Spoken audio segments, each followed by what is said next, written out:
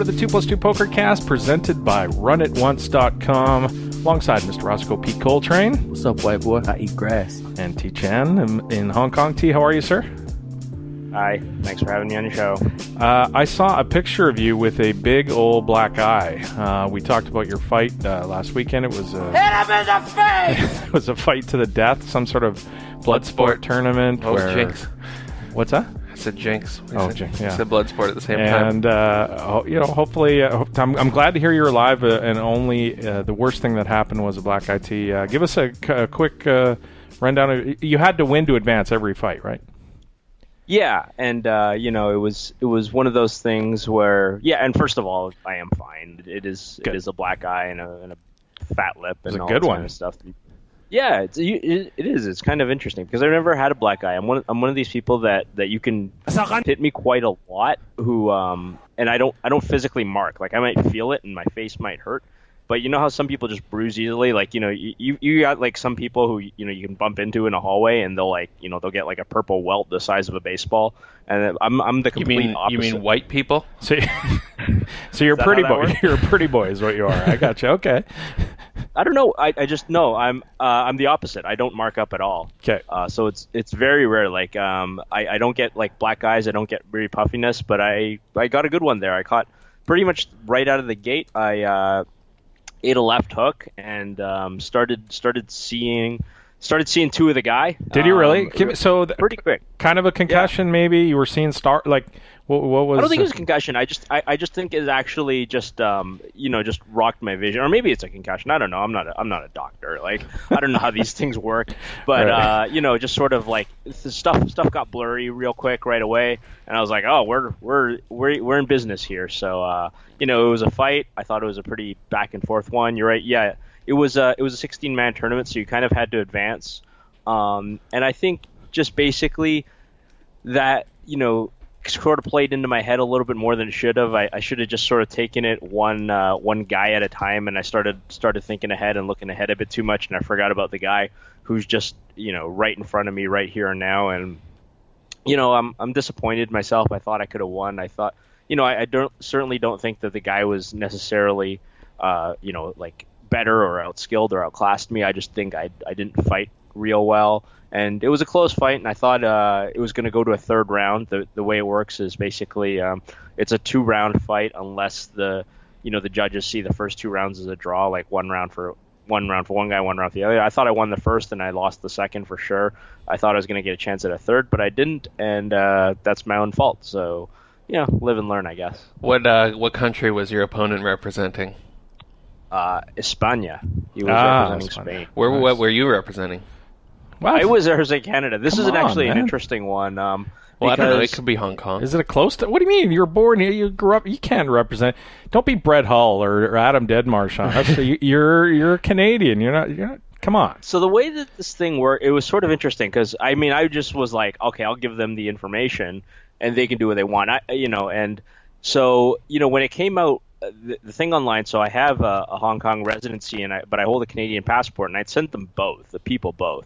And, on the address form where it says, where do you live? I put, blah, blah, blah, my address in Hong Kong. And then we'll put citizenship or nationality. I put Canadian. I'm like, okay, well, let's see what they decide. How deep are they going to look at this? Yeah, like I look on the website, and then I've got the little Hong Kong flag next to me. And I'm like, all right, I guess it's Hong Kong. And then like a week later, they switched it, and now it's a Canada flag. So what happened was that actually, I guess, 3 guys from Hong Kong were going to show up. So they shuffled me into the Canadian category, and because they're only allowed 1 guy from each weight class, they shuffled me into the Canada category so I wouldn't have to conflict with this Hong Kong guy, who I don't even know. But then a lot of the Hong Kong guys apparently just didn't even show up, like they got scared at the last minute. This was a thing that happened. Like quite a few guys just kind of like didn't make it. I guess I shouldn't be shocked, but it's kind of weird. Like they had hotels and everything, and they just didn't show up. It's a trek. It's a trek to get to Macau. It's not just a hop, skip, and a jump. Yeah, there's ferries involved. Well, not if you're from Hong Kong. Not if you're from Hong Kong, but if you're from España or somewhere like that, where you're making a big trip over. Yeah, like I know the Uzbekistan team actually like flew into China and like got stuck at the border or something like that. It's more understandable for the Uzbekistan teams. You can only imagine like the border of Macau Like, there's a team of Uzbeks at the border. Like, so what are you guys here for? Oh, we're showing up for like this fight tournament. And where are you guys from? Uzbekistan, and the guy has to pull out an atlas and figure out where that is. So yeah, I mean, so that's what I ended up representing Canada, losing to Spain. Thank God. So before we continue with this, tonight we're going to try something different. We're recording live, and we're going to take some calls. Well, we're hoping to take some calls, and from people who we put it out on Twitter. It was kind of a last-minute thing. We've got this phone number. We thought, hey, why don't we use it, open it up, have a little fun with anybody who's out on Twitter tonight that listens to our show regularly. And Terrence, hit the retweet if you see my tweet about calling into the show. So sporadically throughout the night, if somebody calls in, we'll take that call, and hopefully we won't have to edit the show later. But do you know the show? To interrupt you, do you know the show Reply All? It's a podcast. Of course. Do I know Reply? I mean, of course. If I listen to podcasts, I listen to Reply All. All right, you listen to Reply All. Did you happen to see the episode where the host decided to try to stay up for 48 hours just taking calls on their personal cell phones and recording? That's exactly what inspired this. I was listening to that really? Reply All. You listened to that show and thought that was a good... I thought it would just be fun to take random calls. No, I didn't want to stay up 48 hours, taking random calls. But, hopefully somebody has something interesting to say. But I guess we'll find out. Maybe it will be an episode of Reply All. Maybe nobody will call. And it'll be a total fail. Everybody could be asleep. We're doing it quite late, so we're not sure. So you ate a left pretty early, and that was sort of the end of it? No. I mean, it woke me up, and I got, we started scrapping, and we trade back and forth. I mean, I landed punches, he landed punches, I got takedowns, he got takedowns. I thought it was a really close fight. That I just happened to not come out on top, and I could have fought better. I could have fought a little bit smarter. But where I was sort of going with that was, so the end of the round one, and I think, like I said, I thought I won round one, but I realized it was probably pretty close. And then, I went to the corner, took my 1 minute break, and I looked across the other guy, and I'm like, this dude's really blurry, which is, I think a pretty bad sign. And I just started thinking, and I just started thinking for a second, like, oh, if I beat this guy, I got to go fight another guy, and I got this fucked up eye already.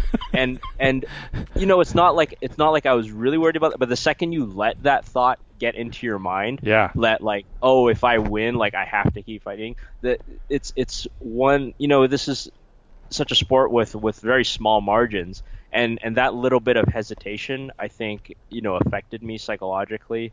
And that's bad. I mean, you should always just, if you're going to be in a fight, you should be in a fight and just be out there and be ready to kill the guy. And that's the only kind of attitude you should have. So I think I would have been able to, like, turn it up a little bit more if I sort of thought, well, this is the last guy I'm going to have to fight for the next 3 months, which is usually the case. I just didn't, and I can't blame anything. I didn't go out, I didn't execute, and I let myself down, and like I say, I just have to go out and learn a bit more and just be smarter next time, I guess. Bit of a wake-up call. Is it hard? I mean, it's easy when you're doing this and winning all the time to get a bit complacent. Do you think that was the case, or just bigger guy, that kind of thing? No, I mean, I don't think he was. I mean, it was up a weight class. I don't think he wasn't a huge guy by any means. Probably a guy who could make 125 if he really, really tried. He's muscular but short. No, I mean, I never really thought that, I was the shit. And so it's not like I don't think this makes a big difference in terms of being a wake up call. It's not like I was knocked off some perch where I thought I was invincible. I was never under the impression that I was invincible. It's just a matter of, it was more realizing that, like, if I don't fight to my full potential and if I don't fight smart, then bad things happen. I remember you asked me after my last fight, I don't remember exactly what you said, but we were sort of saying, like, oh, we were talking about the hypothetical where I just sort of sat around and didn't train hard for the fight. Like, would I beat, my last opponent? And I said, no, this dude would have kicked my ass. And, and this is an example. I mean, I think this was obviously a more skilled opponent, a bigger, stronger opponent than my last guy. But, you just don't go into this, like, at 95%. It's the margins are very small. It's like we talk about this in poker, all this stuff too. Everybody's getting better all the time. I think everybody's getting better all the time in MMA as well. So yeah, like I said, all I can say is lessons learned. So you're going to be back in the gym, we're going right back into the training, and hopefully fight again in a few months. Yeah, definitely. I'm I'm always looking for the next challenge. I'm definitely not going out and letting this one be the last one because I don't feel like a quitter. Quickly, we'll get to the noodle thing. People keep asking you about the noodles we were talking about, the 0-calorie ones on Twitter. Yeah, so I'm not sure why, but lately on Twitter, I don't know, maybe it's diet season, although it's winter now, so maybe it's sort of the opposite of diet season. But everybody, like lately, I guess everybody caught that one show where I talked about the 0-calorie noodles. Yeah. Or I might have tweeted about it. And so, just real quick, one time so that I can sort of stem the tide of this one. The 0-calorie noodles, which taste delicious, taste just like real noodles, are called shirataki, SHIRITAKI noodles. That's like the Japanese name. They may be different where you're from or whatever, but shirataki noodles, they're made out of like yam fiber or something like that. 0 calories, they're great. Just wanted to throw that out there. And yeah, cool. But not exactly Homer's and Jolly Donuts, but they're still good for people looking to drop a couple pounds. You've got an RIP to get to, I think. Oh, we do. Well, we all know that, of course.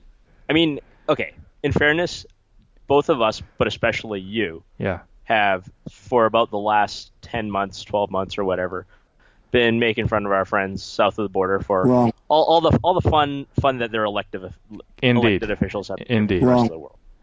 So, turnabout being fair play. Yeah. Canada got one back this week with Mr. Justin Prime Minister Trudeau's sort of eulogy of Fidel Castro, of course, that he wrote. Fidel Castro, while controversial, whatever. Oh, he said here. I'll read it. Fidel Castro was. You got it. Okay, you got it. Go ahead.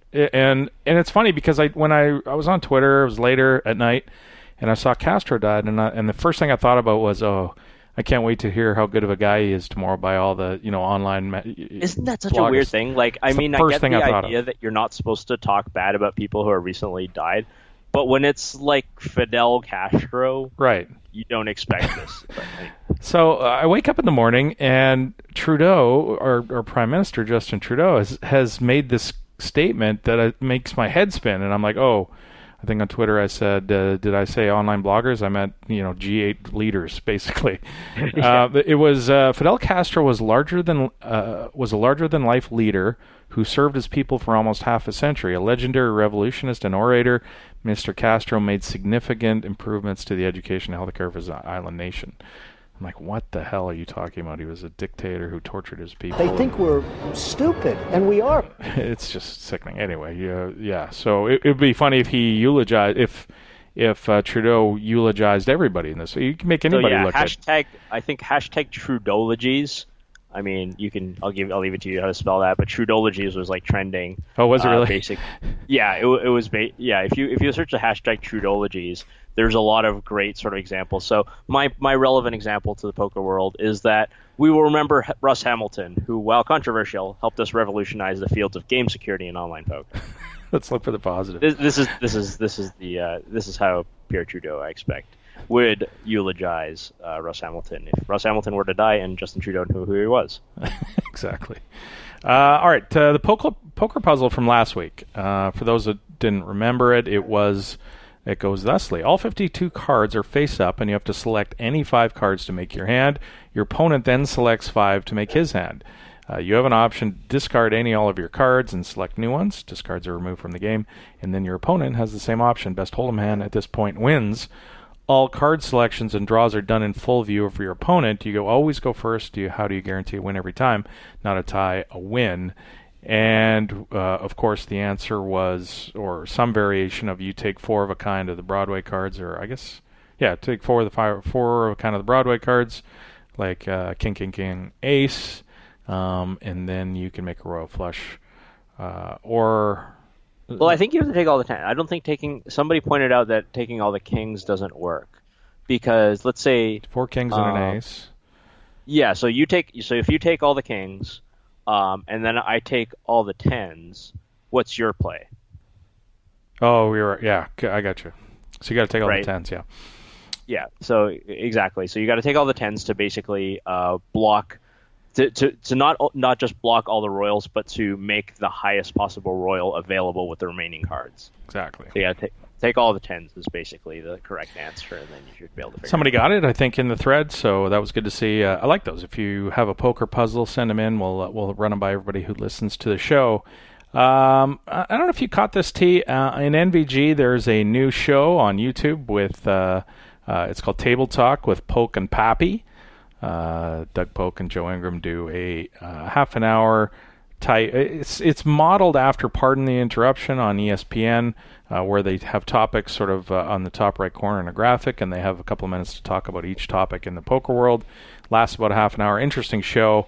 I enjoyed it a lot. Hopefully they keep going with it. Did you get a chance? You were fighting. You're not cruising NVG, right? I was fighting. I mean, the only reason I know that Fidel Castro died was because it happened to be at the time that I was refreshing Twitter to update people that I'd lost the fight. So no, I haven't, but I know those are two guys who enjoy talking about poker topics for sure. Indeed. So I'm sure it'll be entertaining especially if you're into the sort of the high stakes world. It's a good show, so check it out in NVG or on YouTube. I think it's in both of their channels if you check out their YouTube channel. A quick shout out to Billy Vogel, poker player Billy Vogel. He has organized an awesome charity at Christmas every year, Toys for Kids. It's toysforkidscharity.com, and he takes donations, and 100% of the money donated goes to buying kids Christmas presents in Atlantic City who can't afford to buy them. He ends up getting a bunch of money, donated, he can go out and get wholesale prices, bulk prices on toys, and ends up picking up picking up a lot of toys and making a lot of kids happy at Christmas. I think some money goes to a children's hospital as well. So if you are in the giving mood around Christmas, toysforkidscharity.com. It's Billy Vogel. He's been doing it for a few years. Check that out. Yeah, super awesome. And in a very similar vein in the sort of holiday season giving, of course, you might have seen Dan Smith also saying he is going to match charitable donations this year up to $175,000 in cash. So wow. Obviously, Dan, one of the most successful players in the world, and he is going to spread it around a little bit. Fantastic. That's cool. Let's get into some In Case You Missed It. How did he miss the open goal? 6x4, and he comes up 0. Oh, no! Oh, yes! He missed it! He's missed it! How on earth did he miss that?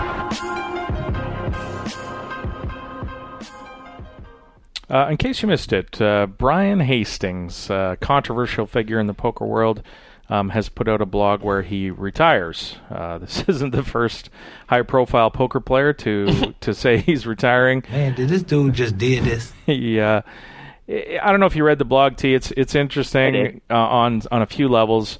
It's a blog. It's a personal blog. So I don't understand people who kind of go at him for, why do we need somebody to, do all this? Well, this guy just talking, as much as I can disagree with Brian and some of the things he's done, here he is just pouring his feelings out into his blog. That's what it's for. And if you go to read it, you know what you're going to read, right? So he didn't issue a press release. Right. Yeah, he didn't expect people to.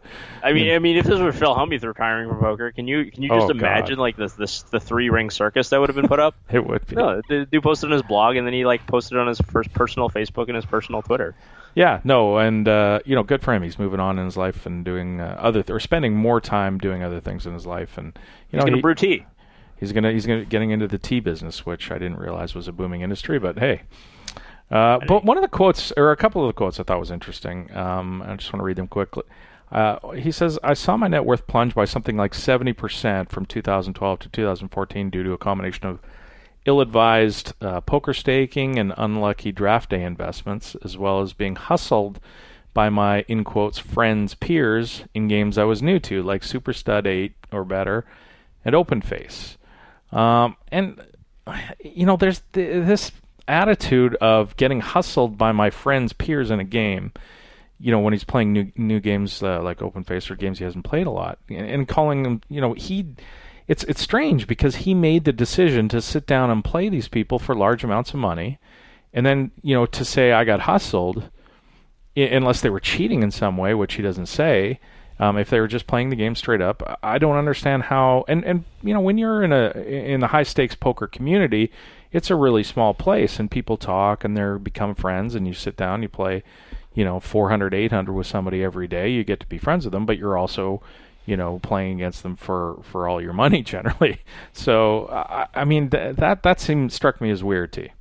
Yeah, it's an interesting thing because, I mean, most of my friends come from this poker world, this world you're talking about, and you too, right? Like, I mean, I would say probably a good solid 2/3 of people that I know decently well I met through the poker world. And there's a lot of people that, and I think this is the case for you too, a lot of people that I wouldn't play for a lot of money, regardless of whether I thought I had an edge or whether, certainly I wouldn't play them if they thought they had an edge. But there are just people out there who I won't play at poker because I'm close to them, or I wouldn't play them for significant amounts of money anyway, or anything that mattered, right?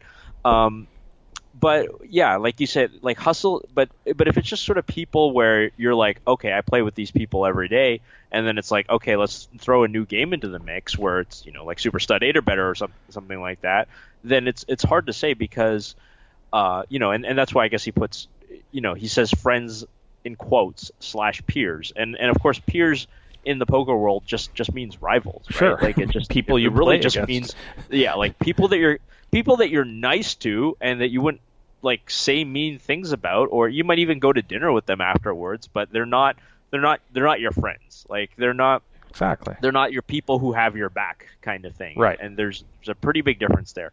In terms of hustle, I mean, we don't know what happened behind the scenes, right? Like we don't know whether he's getting text messages saying like, hey, let's play bigger, or we don't know the dynamic that exists there. But we if we're sort of inferring based on our knowledge of interaction, our knowledge of experience with how these things go, it's like, yeah, it's I mean, I don't know, maybe he was hustled, right? Maybe he was taken advantage of by people that he considered friends. I don't know, but I mean, if he did, he didn't detail it, and saying he got hustled by playing games I was new, playing high stakes basically against games I was new, and that's not a hustle. So if he it's just saying like I wasn't as good as them, and again, like if he just ran super good in those games, we probably wouldn't be having those discussions because exactly. He would have run good and he would have been up at them. Now I mean this is such a but it's such a common theme that someone of his age, I don't know how old Brian is. I think he's still like very young. I think he's still like kind of in his late 20s. So if we're talking about stuff that happened 5 years ago, he would have talked about his early 20s.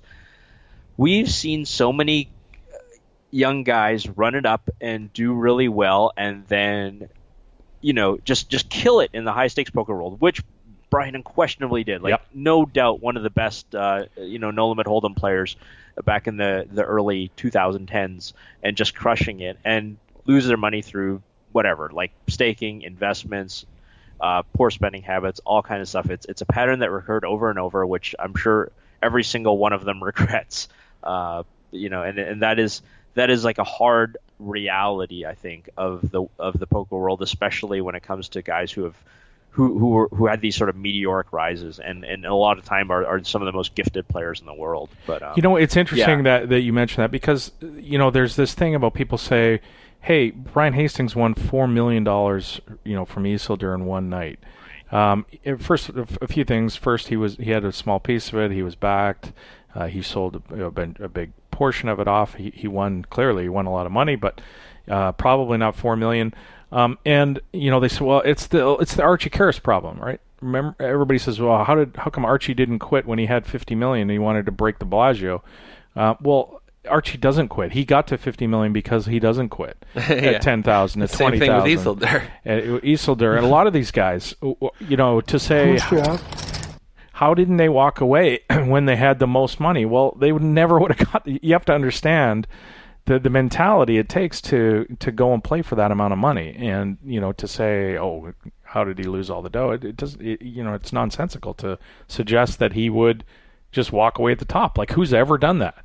When you get these like people, like you can picture a hypothetical situation with one of these people who would say that and say like, oh, I went to Vegas last weekend, I was up 5,000, but then I ended up giving it all away, and I ended up losing 2,000. It's like, well, why didn't you stop when you're up 5,000? It's like, because I didn't know that was going to be the top, right? Or then they might say, well, I would have quit when I was up 2,000. Well, and I mean, well, that's great, but in some other alternate universe, you don't even get to positive 2,000 to be able to quit at that point. You know, you might get to 1,900 and then start running bad from there, and then it's like, well, somebody else would have quit at 1,500. Somebody quit, like, you know, it's very easy in hindsight to just sort of say, like, yeah, you know, you should have sold high and bought low. Well, yeah. I mean, of course, everybody's trying to do that.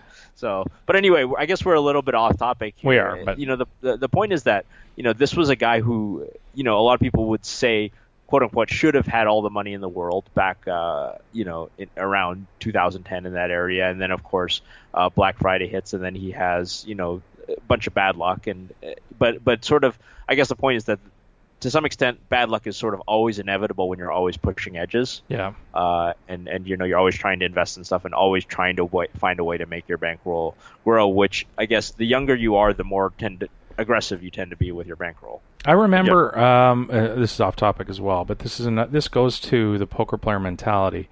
And a guy I'm, you know, friends with is in a meteoric rise, playing the biggest cash games. He's on TV. He's doing, you know, he's running his bankroll up into millions. And I was talking to a friend of mine, and I said, "Wow, can you believe this run? This, you know, our buddy's on." And the guy said, "Well, yeah, of course, but he'll lose it all, no problem. Like, it's gone. It's only a matter of time." I said, "What are you talking about? He's just crushing everybody." And he goes, "But he's always got every dollar of his bankroll on the table. He's always got all his money in play. Like, eventually, it's just, you know, going to go south." It's 100%. It's 100% probability that you will go broke. Right. If you have 100% of your money in play. Right. Not that this doesn't have anything to do with Brian Hastings, but there's just another small anecdote about the mentality of professional poker or some professional poker players and nosebleed players, you know, who want to play the highest limits. And yeah, it's the mindset's not there. I don't have that mindset. I played, and you played really high stakes, but just for me, I was always very good. You know, back in the boom, I was very good at my level, which was sort of mid stakes. You know, 30-60, 15-30, that kind of thing.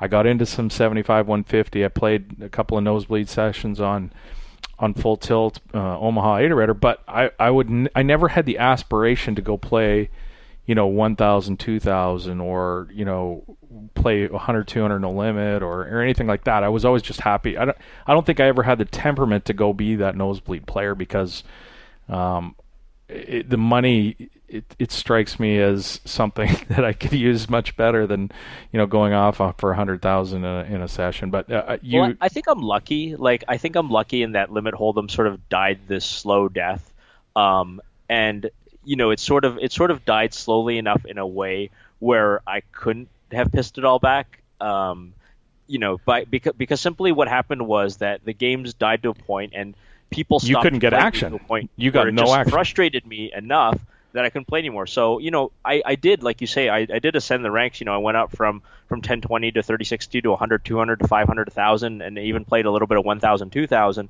But then, you know, eventually across Full Tilt, Poker Stars, UB, when it around, like, people just kind of stopped playing, and I started getting annoyed and really frustrated. I started spending more time in the gym and started training martial arts and finding out that I actually liked that more than poker.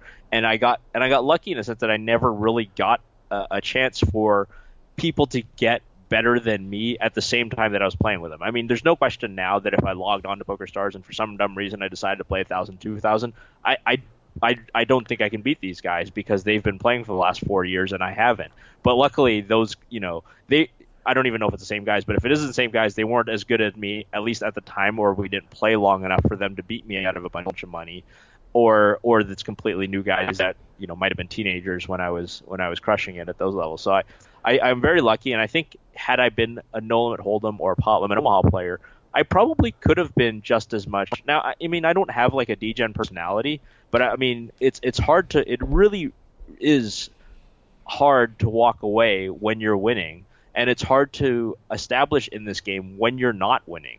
Then that's really the hard part. Like, you know, when you're not a favorite, it's really hard to figure out that you're not a favorite. Well, you can't. It's impossible. I don't know how you could ever figure out that, because you can't get to the long run fast enough. Right. There's no poker god out there telling you, oh, this guy is better than this guy. It just isn't. And it's very difficult to be unbiased and step back and look at yourself. And almost nobody has the ability to do that, which.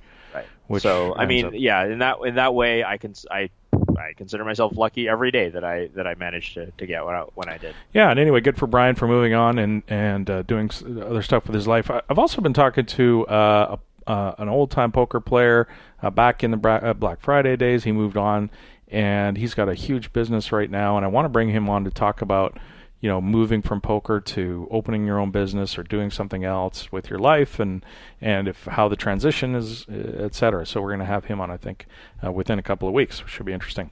Before we get back to more, in case you missed it, quick note from one of our sponsors. Do you play online poker on multiple sites with multiple screen names? Want to find out what your real profit and ROI numbers are?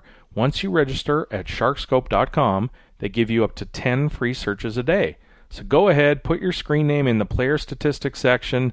If you've opted in, all your stats will appear. Even if you're not, you'll get a snapshot of your stats. Want to combine all your screen names into one group and see where you really stand? For as little as $10 a month, you can access the advanced features at sharkscope.com. Sharkscope.com, the best for over 10 years. Track your statistics, avoid the sharks, and find easier tournaments at sharkscope.com. Oh, and while we're talking about SharkScope, a couple of weeks ago we asked the second SharkScope trivia question, where the winner is going to win a gold membership valued at over $300 from sharkscope.com. I'm going to give you the question. Head on over to the Pokercast forum at 2plus2.com and look for the SharkScope thread and put your answer in there, and the winner or closest to will win that gold membership. Here's the question again. If you played regular 6-max sit-and-goes on PokerStars and played 50 consecutive games, one after another, how many different players would you see? So 6-max, 50 games, 300 players, how many different players would be in that pool on average? So throw your answer into the SharkScope thread over at 2plus2.com, and the winner will be announced shortly. In case you missed it, this week, poker writer Marty Derbyshire was let go from Pokernews after writing an article that cast professional poker players in a bad light. Now, this was sort of this interesting debate about, the poker media. The poker media gets slammed a lot for being self-serving and not really taking on any issues, and patty caking around scandals, etc. And Marty he wrote an op-ed piece, or was part of an op-ed piece at Pokernews, where he took the side of poker players not being a net positive to society. And I'll read a quote here. The rest of the professional poker playing community is simply gambling for a living. They make few, if any, contributions to society. For the most part, they are relatively smart people who choose greed, laziness, and self-delusion as their path. They are otherwise capable of doing something a little more meaningful with their lives. And this article was published by Pokernews, and people went crazy on Twitter. A lot of high-profile pros had a good run at Marty for being, looking at poker players with this eye of, these guys are scumbags, basically. And I understand they're getting their backup at something that's written about them, basically, like this. But so it turned out that Matthew Parvis, who's the editor-in-chief over at Pokernews, ended up letting Marty Derbyshire go, and I wanted to get your opinion, T, on this, because and Marty wrote an article apologizing basically to the poker community, saying, "Look, I apologize. I know nothing's going to get my job back. That's not why I'm apologizing. I took a position in an argument for the sake of taking a position, to drive clicks, to get views, and certainly did that because a lot of people were talking about it, but maybe not in the way that they would have hoped." Yeah, well, I mean, it was really interesting when that tweet came out late last night for me, and I sort of did a little bit of fist pump celebration for a death of clickbait, sort of a battle against clickbait. How I am about that. The saga is very interesting. I mean, it's taken place over the period of, the first article came out the 24th. I'm looking it up. So this whole saga kind of unfolded and reached a climax and an ending all within the space of a week. Like you said, I don't even know if you did it justice about how many poker pros came out about this article, this seemed to inflame so many people, so many poker pros, and poker amateurs and just poker fans. It got people out in force in a way that unified poker players against Marty Derbyshire in a tremendous way, to a point where he really felt like his back against the wall. I mean, it's really like a who's who of out there. I'm just looking right now. One thread right now, which is Jamie Kerstetter, Justin Peachy, Brian Hastings, the aforementioned Brian Hastings, Asher Conniff, and just people going like, what are you writing? What's funny is that this article came out and was taken down so quickly that I never actually got a chance to click through to the original. Oh, he never read it? I never read the original. I read the part that you just quoted because that seemed to be the most inflammatory part, and it got screenshotted, but I never actually was able to get to Pokernews to read the whole thing because it had already been taken down by that point, right? Because of the negative PR. And all Pokernews could sort of say over and over, Pokernews kept tweeting the same thing for what seemed like 12 hours straight, over and over. It said, they would say, at such and such, we certainly appreciate the feedback and welcome it. We didn't whatever. And then once the article was removed, it was like, we have removed the article from the site and thank you. And they would just say Pokernews or something like that. And it was really frustrating because I'm trying to find it. So I mean, even though I rail against clickbait, I'm as guilty as anybody else. But getting back to the point, he goes out this is a guy, by the way, Marty Derbyshire, who is no stranger to controversy. He's written stuff like this that really has upset people before, and it seems that those chickens finally came home to roost in the form of this guy losing his job. Whether it's fair that this guy lost his job because of the outrage over this specific article, he may be being scapegoated. I don't even know, right? The fact of the matter is that Pokernews has editors and they have editorial staff who put this stuff online. They choose to publish this guy's work, and they know what kind of response it's going to get. And then, then they can sort of take the high road at the end of it and say, okay, we fired this guy from his job. And it's an unfortunate situation all around. But for me, this is like one of these things out there. Like it's like when Gawker went out of business, like because of the whole Hulk Hogan, the Hulk Hogan and the Peter Thiel thing. Like I was fist pumped on that one. And it's not like I'm saying like I'm really happy that this guy's lost his job, but I feel like this is just like don't write shit just for the sake of clickbait and just for the sake of trying to drive traffic, because there are consequences to this stuff. And third prize is you're fired. Yeah. Well, the most what really pisses me off when I'm listening to sports talk radio or opinion pieces in politics or poker or anything like that, is when people, it's completely obvious they're taking a stance just to take the stance rather than actually believing it. It's so disingenuous, and I just roll my eyes, and I can't stand it. It drives me nuts. I don't know why these people have jobs that would do that when it's completely, like, you're allowed to agree with the person you're talking to once in a while. You can't. Yeah, and you know why they do it is because it gets people talking about it. Like I see. I used to, you and I are big hockey fans, so, you'll sometimes be between periods of a hockey game, and one of the idiots on the TV will say something just for the sake of saying it, like you say, and then like all of your friends are talking about, oh, I can't believe what this idiot says. It's just like, well, don't watch it. Like, just please right. Don't watch it. Like, you're there to watch a hockey game. You're there to see the guys in the white try to shoot the puck in the net of the teams with the black in the black. And like, let's just forget about all the other shit because it's nonsense. Because it's just guys who are trying to make names for themselves and trying to keep their jobs. And the more they get people talking about it, the better they are at that. And that's that. It looks very clear that's what Marty Derbyshire was. And let's hope that he's taken some lessons. It sounds like he has. He seemed pretty contrite in his apology. And so, he'll move on to whatever thing that he was doing next. And hopefully Pokernews really is the one that learned a lesson here by just, because it's not enough for them to just say like, oh, we we removed the problem. This isn't like a mean greeter at Walmart, right? where the guy at Walmart just did something terrible, and like Walmart gets to say, oh, we've removed the employee. No, because this is systemic. This is if the greeter at Walmart was an asshole to all the customers and he got like promoted to like vice president. Like it's something that you allowed to happen. Like you stood by there and supported it until you decided that you weren't going to support it anymore because you were getting too much backlash from it. And so, I hope Pokernews learned something from it too. Yeah, and his opinion is shared by a lot of people, right? Like there's a lot of people who think that the professional poker player community doesn't do a lot of good. Now, you can point to a ton of things. Or does it contribute to society? Or does it contribute to society, yeah. You can make that argument. I mean, it's not one that I agree with, but you can sort of say like, oh, this... pro poker players, they're just shuffling people's money around. People make this argument about finance too, and stockbrokers and stuff like that. I don't think it's accurate, like in a strictly economic sense.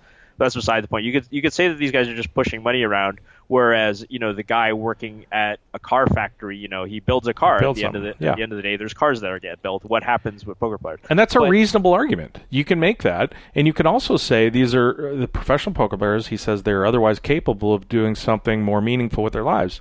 Probably true. Poker's nice. I love play poker. But you don't need to say it and phrase the argument in this way that's really kind of putting people down. Right, like because you can make this, you can make the argument in a way that doesn't get 200 poker pros mad at you on Twitter. But when you do choose to phrase it in that way, you get more clicks, you get more retweets.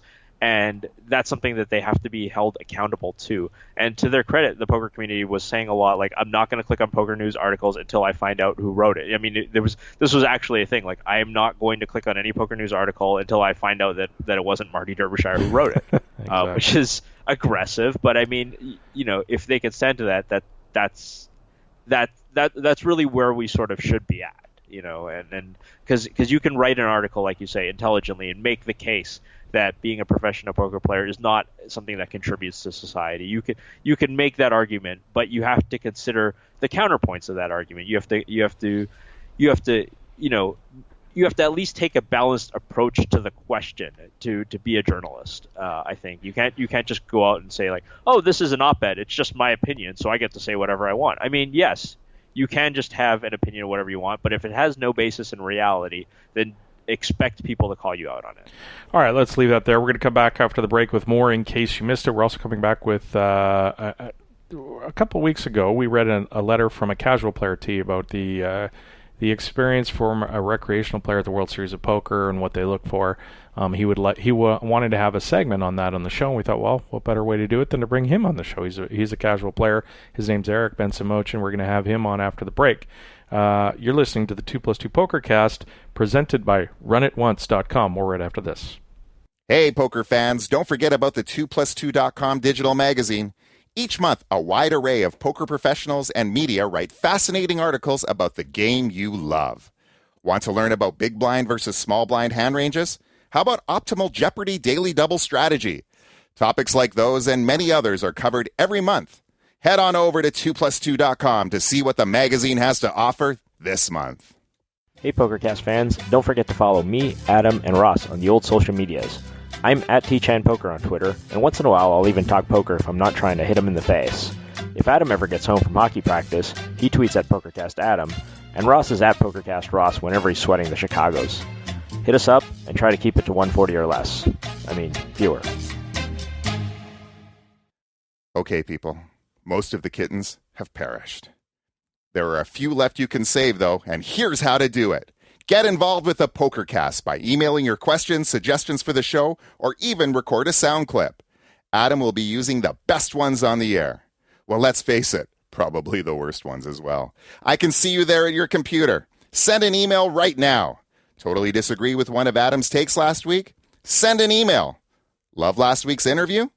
Email. Want to know how much cash Adam has on him right now? Email. Pokercast at 2plus2.com is the address. Ship the funny to Adam today. Welcome back to the 2+2 Pokercast, presented by RunItOnce.com. T, in the mailbag, I mentioned it just before the break. A couple of weeks ago, we got an email from Eric Bensamochin, who's a casual player. He approaches the World Series of Poker every year, like going to Disneyland, picks out a tournament each year, and heads out there.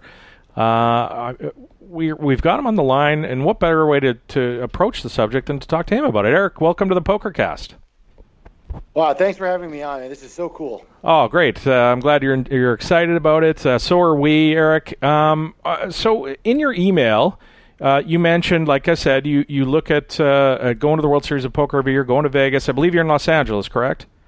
Yes. And you head to Vegas, you pick a tournament, and you wanted to talk, or you wanted us to have a segment on the show about speaking to that player who heads to Vegas every year, picks out a tournament, and wants to have as much fun as he can, doesn't want to get caught up in ICM, EV, GTO, stuff like that. You wanted to just have fun, play poker like it was meant to be, old school poker, so to speak.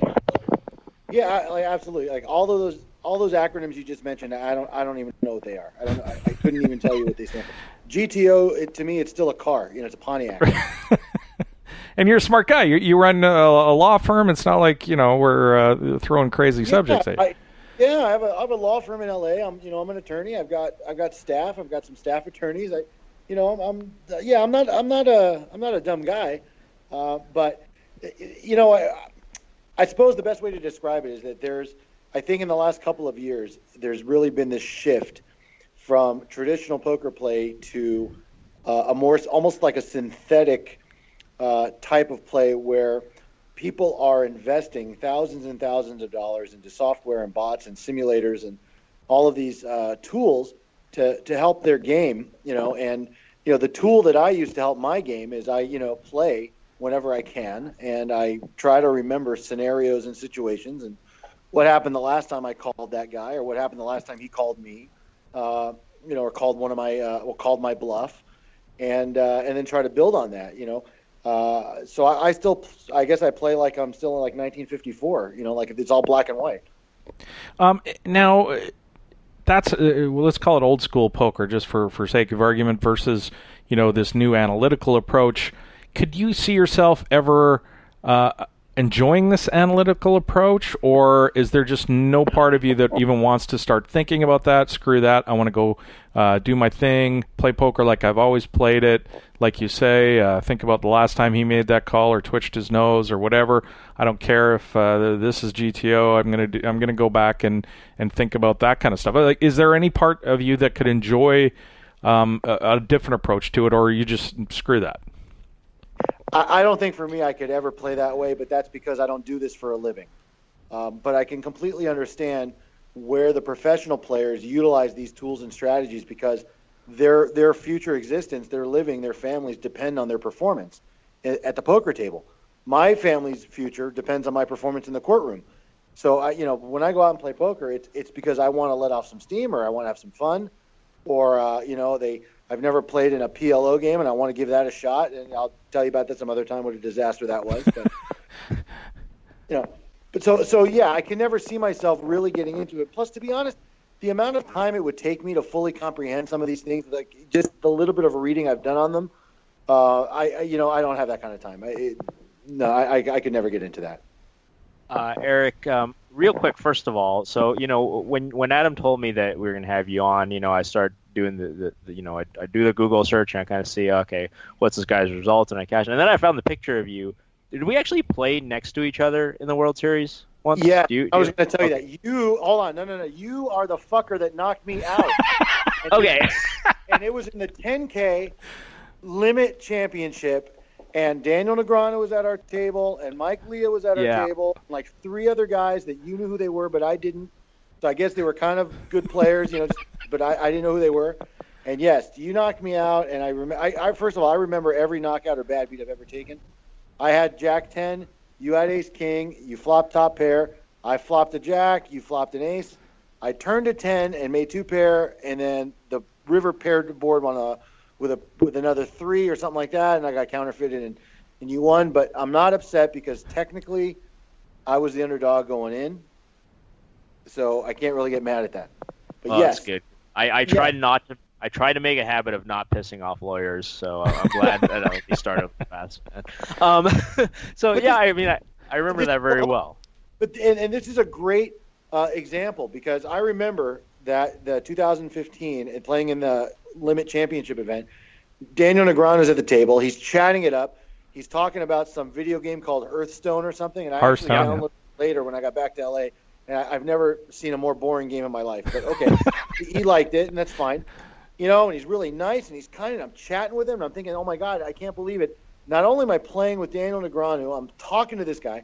And then about 20 minutes into it, my lawyer instincts kicked in. I thought, you know, Daniel Negreanu doesn't give a shit where I'm staying or why I'm in town.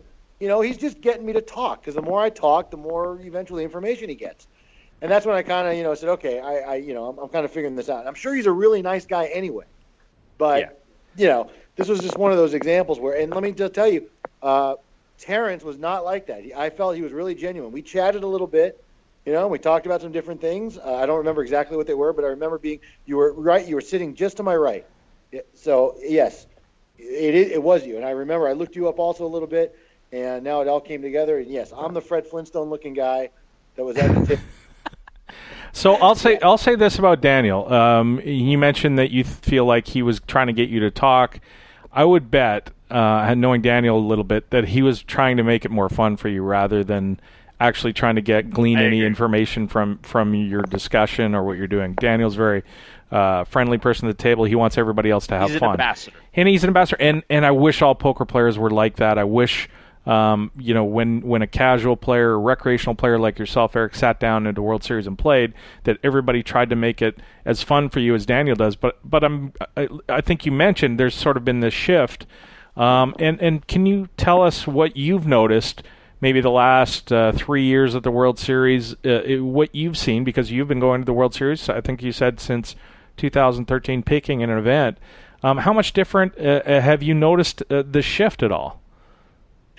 It's a really good and interesting question, because first I almost never I never have played a no limit event, and I probably never will. I always prefer some kind of limit event, and it'll either be Hold'em or stud, or a stud high low or something like that.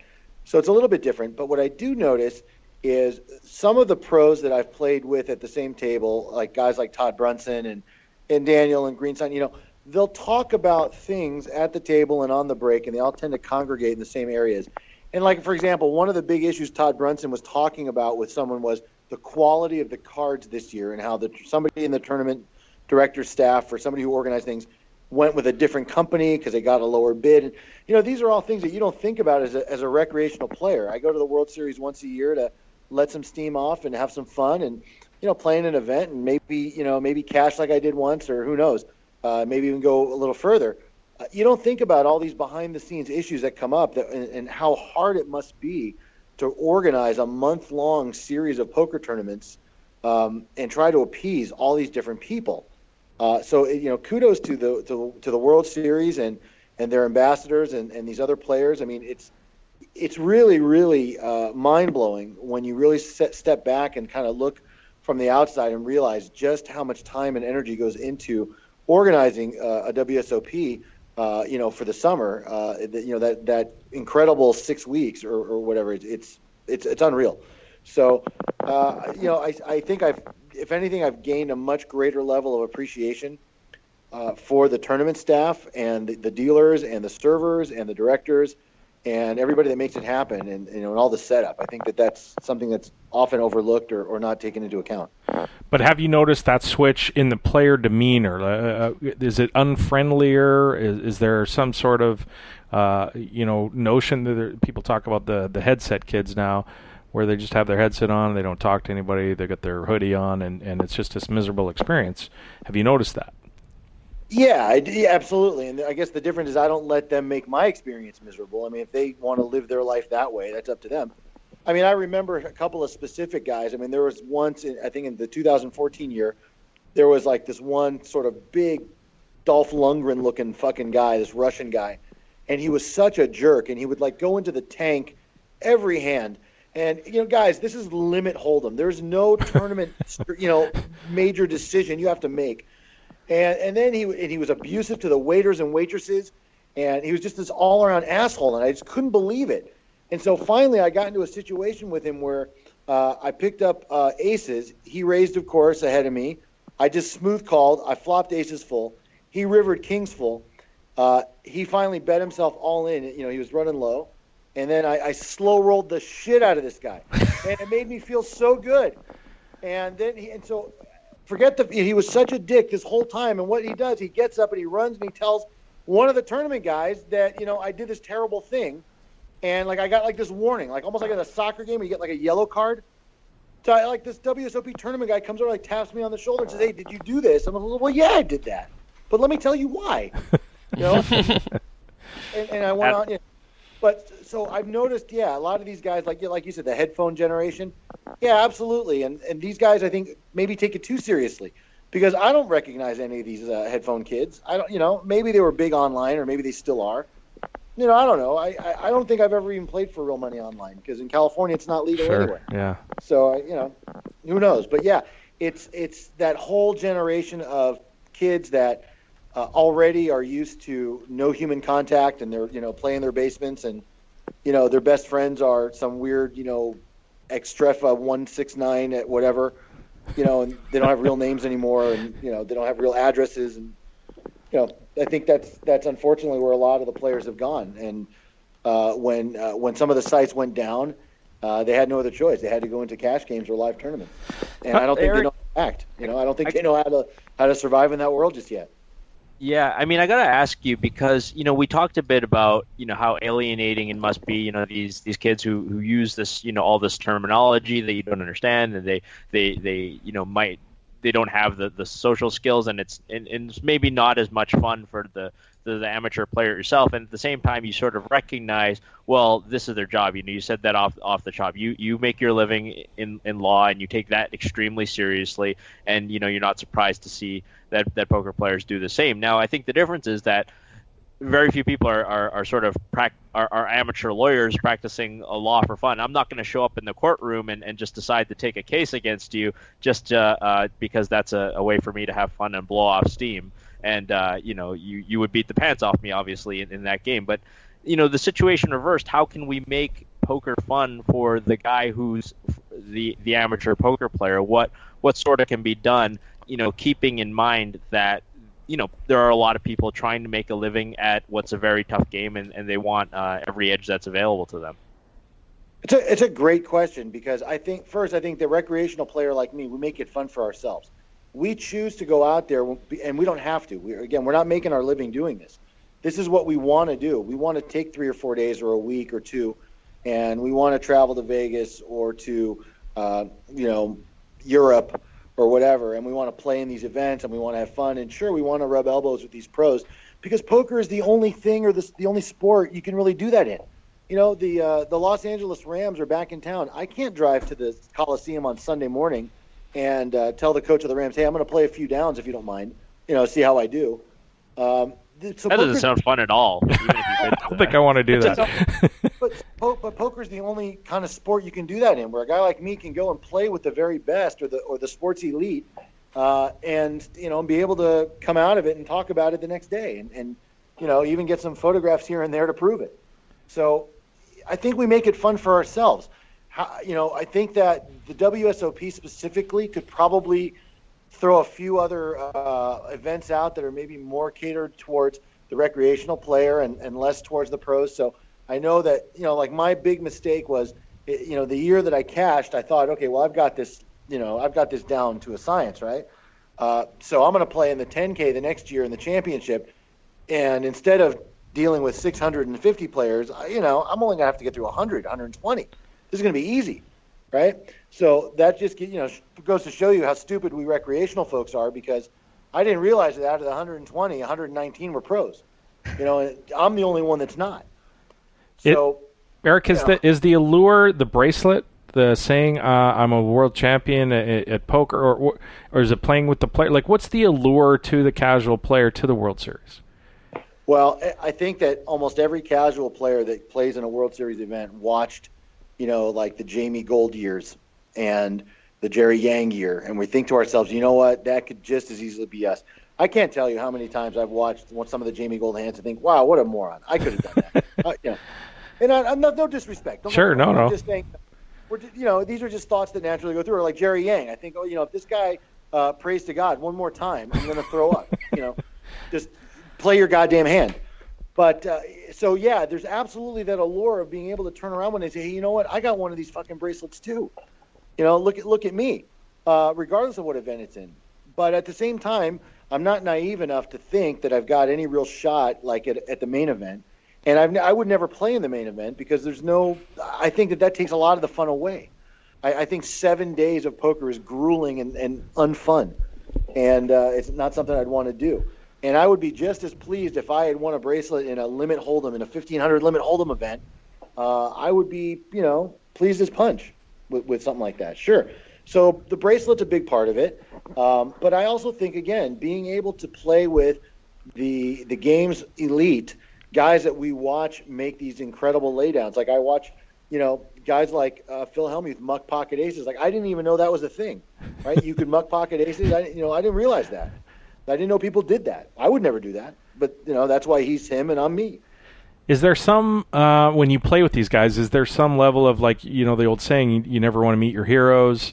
Not that, they would be heroes, but, these people that you've watched on TV, you go play and all of a sudden they're these miserable people, or do you think that's ever, have you come across that? I haven't yet had a bad experience with any of the folks that I've played with at the same table that are pros. Sans, like Phil Ivey, the one year he actually was at the same table, he was gone like in 8 minutes. He just played real bad, stupid, and bet every hand and then left. That was 2013, if I'm not mistaken.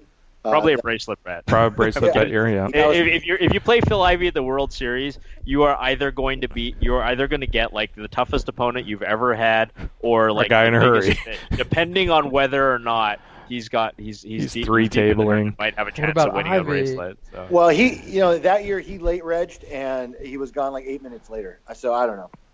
It sounds like he had a different tournament to be in. Yeah, maybe it was a stud high-low event, and I don't know, it was in and out. But I haven't had a negative experience with any of these poker elite. The guys like Hellmuth and Mattisau, Greenstein, Eliel Ezra. I mean, they've all been really nice. They've been real talkative. This last year, I played in the 7 stud tournament. Ezra was the defending champ. He was at my table with Greenstein this year, and these guys were fantastic. And Barry Greenstein was telling stories about back in the day, and I can't remember the guy's name now, but this one guy that would always borrow $200 from you, no matter who you were. He was well known. I know who that is. I know who that is. Yeah. Yeah. Oh, So a guy like me, I hear all of these stories are first-time stories for me, and they're fascinating and they're incredible. It's an unbelievable world and community out there that most recreational players don't know about, don't understand, don't have the privilege of being a part of, really, other than those 3 or 4 days a year we play in a World Series event or that week that we spend. There's an old, and I don't know if it's true or not, but there's an old story that was told about TJ.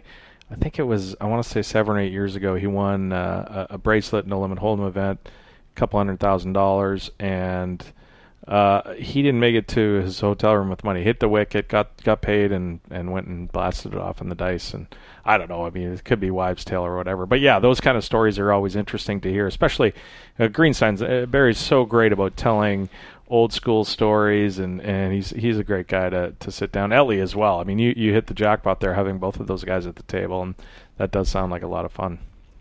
My worry, Adam, so sorry, just to sort of interject my 2 cents is my worry that, is that to the guys like Eric who, watch some poker on TV and have been watching it for a while, following, we aren't creating new stars in the poker world the way that we did in a lot of this era. I mean, right. You mentioned, you kind of bring up if you just listen to the names that Eric's brought up, you're talking about Ellie and you're talking about Greenstein and you're talking about Daniel. We just don't have this. It seems like this new crop. I mean, Jason Somerville is probably like the only younger guy of the newer generation that we've managed to create a new star out of, and we just don't seem to be creating stars at a rate that we did in the sort of the early 2000s. But that's if that's an essential part of the recreational player poker experience, then that's something that concerns me. That's a good point, because I think it is an essential part. I think that every year that I go and I see some of these familiar faces like Daniel Negreanu, and you're right, he's an incredible ambassador, and he's very, very approachable, and he is very nice. But that's part of the reason why I like to go every year. I mean, I could play tournaments here in LA at the Commerce Club every week if I wanted, but it's nothing compared to going to the World Series. And I got to be honest, I'm such a big mark. So I buy the stupid hats and the weird sunglasses and the merchandise, and I bring my kids home the T-shirts. Hey, I'm that guy. I'm the guy you see with like the sunglasses with little lights on in the corner and stuff, and the glittery shoelaces. Love those. Yeah. But that's what supports the World Series as a whole. When you've got a main event field of 8,600 plus, I promise those aren't all professional. Most of those guys are guys like me. That's what builds these pools. What type of law do you practice? Well, that's kind of a funny question because I practice the type of law that most poker players unfortunately need, and that's bankruptcy. We all love poker stories. And everybody's got a go-to poker story. What's your go-to bankruptcy? I mean, obviously you have lawyer confidentiality and that kind of stuff, but in general terms, what's your go-to? If you could ignore that whole thing, what's your general go-to law story that you tell people? Well, the one that would probably maybe tickle your audience green more than anything else is I actually sat in on some of the hearings. Jamie Gold went Chapter 7. Oh wow. It's a public record, so it's okay. I can talk about it now. I'm interested. I was watching High Stakes Poker last night with Jamie. He blasts off $500K in that one night. Yeah. He went Chapter 7, and he, in his bankruptcy schedules, he talked about selling his bracelet and some of the other stuff he had to do, and so it was kind of interesting because you don't think. I mean, again, I watched a bunch of the Jamie Gold footage at the World Series and on High Stakes Poker and stuff like that, and I think on the one hand, I'm not terribly shocked the guy lost all of his money and went bankrupt. On the other hand, there's probably a tremendous amount of pressure that comes with winning a gold bracelet in the main event and having to sort of be that champion for that next year and the appearances, and you kind of have to keep up with that image. And, I think that was his downfall. That, and I think he made some deals that he probably shouldn't have. And he had some partners that became not so silent partners, later on. And, again, it's all public record now. But that's, as far as the poker world goes, that's probably the one that always sticks out. That's the Jamie Gold Chapter 7. I remember he went into, famously, Crispin Glover arranged the Bodog sponsorship of Jamie Gold, the $10,000 buy-in, and in exchange for half of his winnings, and he ends up winning it, of course, and then doesn't pay Crispin his money, but then claims that he's got tax issues to deal with, and he was just trying to figure that out before he sent the money, which seems reasonable. I don't know if that's the case, but and our show, actually, we had Jamie on like a day after he won the main event. We had him on the show, and he talked about it, and they actually used the podcast audio in the lawsuit, I believe, which kind of interesting. But But this is what I mean. This is look how cool this is. I'm on the same podcast that Jamie Gold was on. Toronto was on. Mike Sexton was on. I get to say that. You're being sarcastic now. Same podcast that Mike Sexton did last week. That's awesome. Yeah, that's cool. Eric, thanks so much for your time. Really appreciate the casual players look at the World Series of Poker and the poker world in general. Thanks a lot for sending us that email and joining us for the show. Appreciate it. I can't thank you guys enough. Keep up the good work. I download and listen to you guys every week, and just keep it going. You guys are doing fantastic work. Awesome. Thanks, Eric. Appreciate it. All right. Thank you, guys. Bye now. Bye-bye. We got a call. This is Hans from Australia. Now, many people remember the great the Degen Poker rap song we had, 2 or 3 months ago? Maybe it's more than that. 6 months ago, Hans, that you sent into the show. Yeah, I reckon it was probably the start of July, I reckon. I think, because, I did that, and, it's actually going to come out on our labels mixtape as well in the next coming months, too. So, had a bit of fun with it, and got some old demons out of my system. You used to be a Degen. I've been doing fantastic since then as well, man. So I've kept well away from the sports betting, which has been fantastic. Oh, boy. So you were a full Degen, like Roscoe here with the sports? I used to be, and that's what I actually called. I heard your story last week about the 17K going down in the pit or the week before on the plane, and it reminded me of the time back in my horrible Degen days. Probably like in the early 2000s when I was still working as a croupier at the casino. So I thought I'd call in and give you guys a Degen story. Nice. Let's hear your best Degen story, Hans. Let's. What was the low point? The low point? Yeah. It's got lows and highs, so it might have a happy ending. But it was probably like early 2000s. I was working as a croupier at the time, and our band was doing like a bunch of gigs, and we were doing pretty well at that point. And we got booked for a gig up in far north Queensland in Australia. And we went up there, and their accommodation that they gave us was at the local casino. And we finished up the show, and I remember after the gig, the promoter walks up and hands me an envelope, and it had like 10 grand in it. And I was like, oh, shit, we're staying at the casino. This is never going to end good. So I remember going back to our rooms and splitting up like 2.5 to all the guys. And we all kept drinking. We've probably been drinking all day as well, probably like 20 beers in. And everyone goes to bed, and I'm like, I might go down the pit for like a little bit of a flutter. And walk straight up to like a $25 blackjack. And within about 10 minutes, I'm stuck for like a K. And I'm just like, this is not going well. And at that point, I remember I was like, I should probably just go to bed. And, a grand is not the worst, not the best, but it's not the worst. And I remember walking past a roulette table, and the guy had been stuck in zero section for like 6 spins. And it was a $5 roulette as well. And I was like, I chucked him over 500, and I'm like, just color me up. And I just plastered zero. And they, I remember he spun up it was like an orphan, it was like 6 or 9 or something, which just missed zero. I'm like, I got a grand left. You know what? All right, we'll have one more go. And I remember chucking another 500, and he colored me up, and I smashed it again, and it landed another orphan. It was, around about the same, like two or three numbers off zero section. And I was like, you know what? I'm already in for like 2 now. What's another 500? And I remember I chucked the last 500, color me up, and plastered zero again, and it just hit 23 red, like complete opposite side of the wheel. Brett. And I was like, this is super disgusting. I feel quite bad about the situation I put myself in.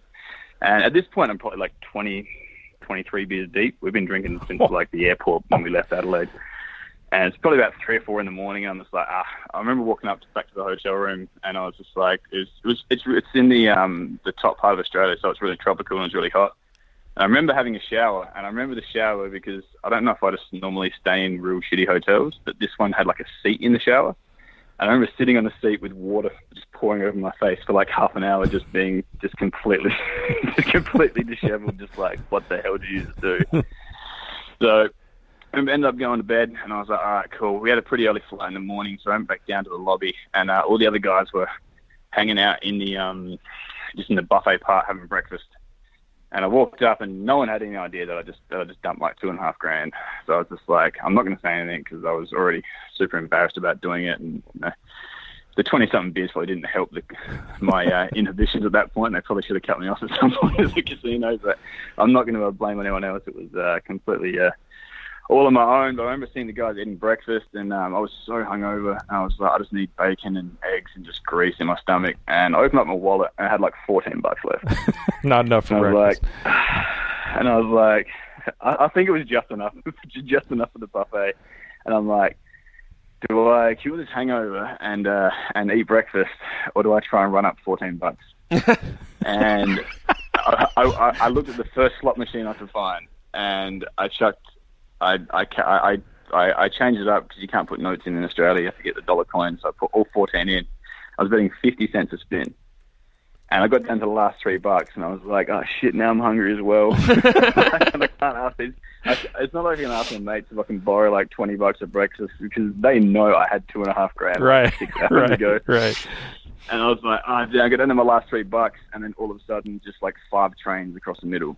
And I ended up binking the second tier jackpot for like just over 4 grand. What? And I hit the cash out button, put my head down. I had like blinkers on like a horse, so I couldn't see the baccarat tables as I walked past. I walked straight up to the buffet, bought everyone breakfast, and just sat down with like the biggest smile of relief I've ever had on my face.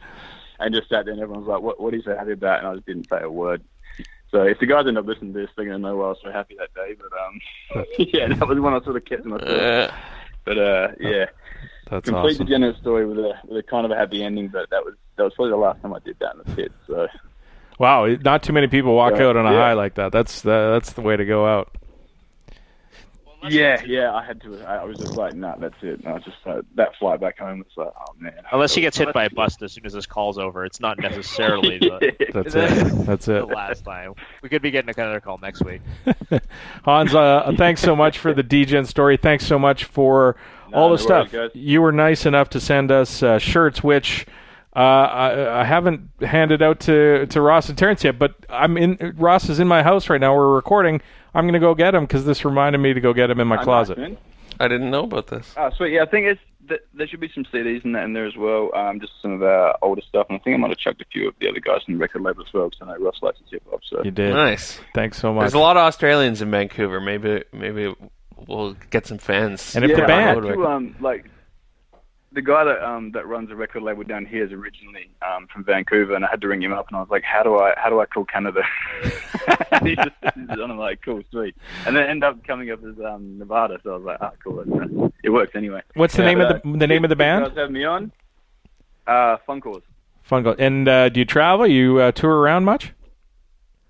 Yeah, at the moment we're not touring. We're trying to finish up recording the album at the moment. But our next show we are playing a giant car race in Adelaide in March, and hopefully be able to book the rest of the tour around it as long as we can, as long as everyone stops having kids and we can finish the record. Because as soon as someone has a kid, it seems to push all music back by a good 6-7 months. But I think everyone's good at the moment, so yeah, we should be back on the road pretty soon. Awesome, thanks, Hans. If you ever get up here in Vancouver, I'd love to come out to the show. That'd be a lot of fun. Yeah, definitely, guys. I'll definitely you guys some tickets for sure. And hopefully, and just on a quick note, hopefully poker stays okay in Australia, because I've been jumped on Twitch with a bunch of the guys from the record label, and we're just having beers on Monday night. We only get 20, 30 people, but it's nice with the home games on there. And yeah, in the last few days I've seen a few bad things, and hopefully some of the laws don't pass through and it gets taken out.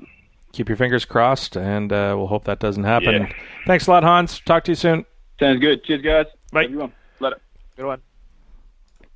Awesome. Let's jump right back into the In Case You Missed It. In case you missed it, basketball star Dwayne Wade is the newest athlete in Poker Stars' stable of athletes. I don't know if you saw these ads. There's one by Cristiano Ronaldo. There's one by Dwayne Wade, and it's this raise it, and it basically Hashtag raise it. It's them getting out of bed and doing whatever sport. Like Dwayne Wade gets out of bed, he's got his eye covered, his eye patch. When some people sleep with a thing over their eyes, sleep mask. Yeah, I've never had one, so I don't know what they're called. Anyway, he gets out of bed, and he grabs the basketball that's on the ground and does a backwards hook shot into a puny little hoop on the other side. Ronaldo gets out of bed, does a couple of keep-ups, and banks something into a goal. He juggles the ball 30 times or something like that.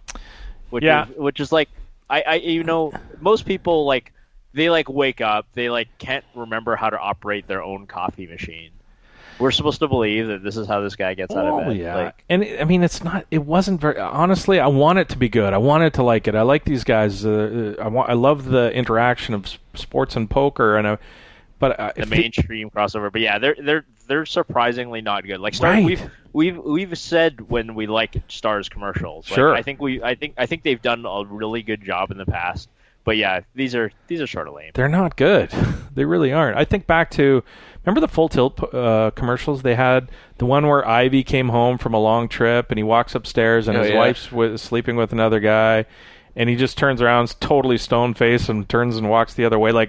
There's your poker face. That kind of stuff is really good. About Ivy? Not doing this, I don't know, contrived thing. I felt like there was a lot better things that they could have done with it, but maybe not. But Dwayne Wade, you think about his stardom, most of it is U.S. based, right? I mean, yes, basketball is an international sport, but when PokerStars starts spending money on celebrities to drive people to the site, you would think that where they've gone with Ronaldo and some of the other football stars, and it was a strange selection for me to pick Dwayne Wade to be in there. Well, he certainly comes cheaper than True. Steph Curry or LeBron James, and then that's, I'm sure, how they ended up that way. But to me, the more surprising thing, you bring up a really great point, and I don't mean to be dismissive of your point, because I think it is a big point that most of his star power is in the U.S. But more than that, the NBA forever has been like absolutely allergic to any associations with any form of gambling at all. I mean, most American sports. Yeah, most American sports, but I think the NBA in particular, obviously they've had gambling scandals much more recently than any of the other major professional sports leagues. You remember when Gilbert Arenas was rumored to, not rumored, it's very clear that he was playing on PokerStars, at halftime and stuff like that. Maybe not. They didn't have mobile back then, so I don't think he was playing from the bench. I think that would have been a little bit obvious. But yeah, he was playing at halftime, and that was put to a stop very quickly. And so that was sort of the more surprising thing.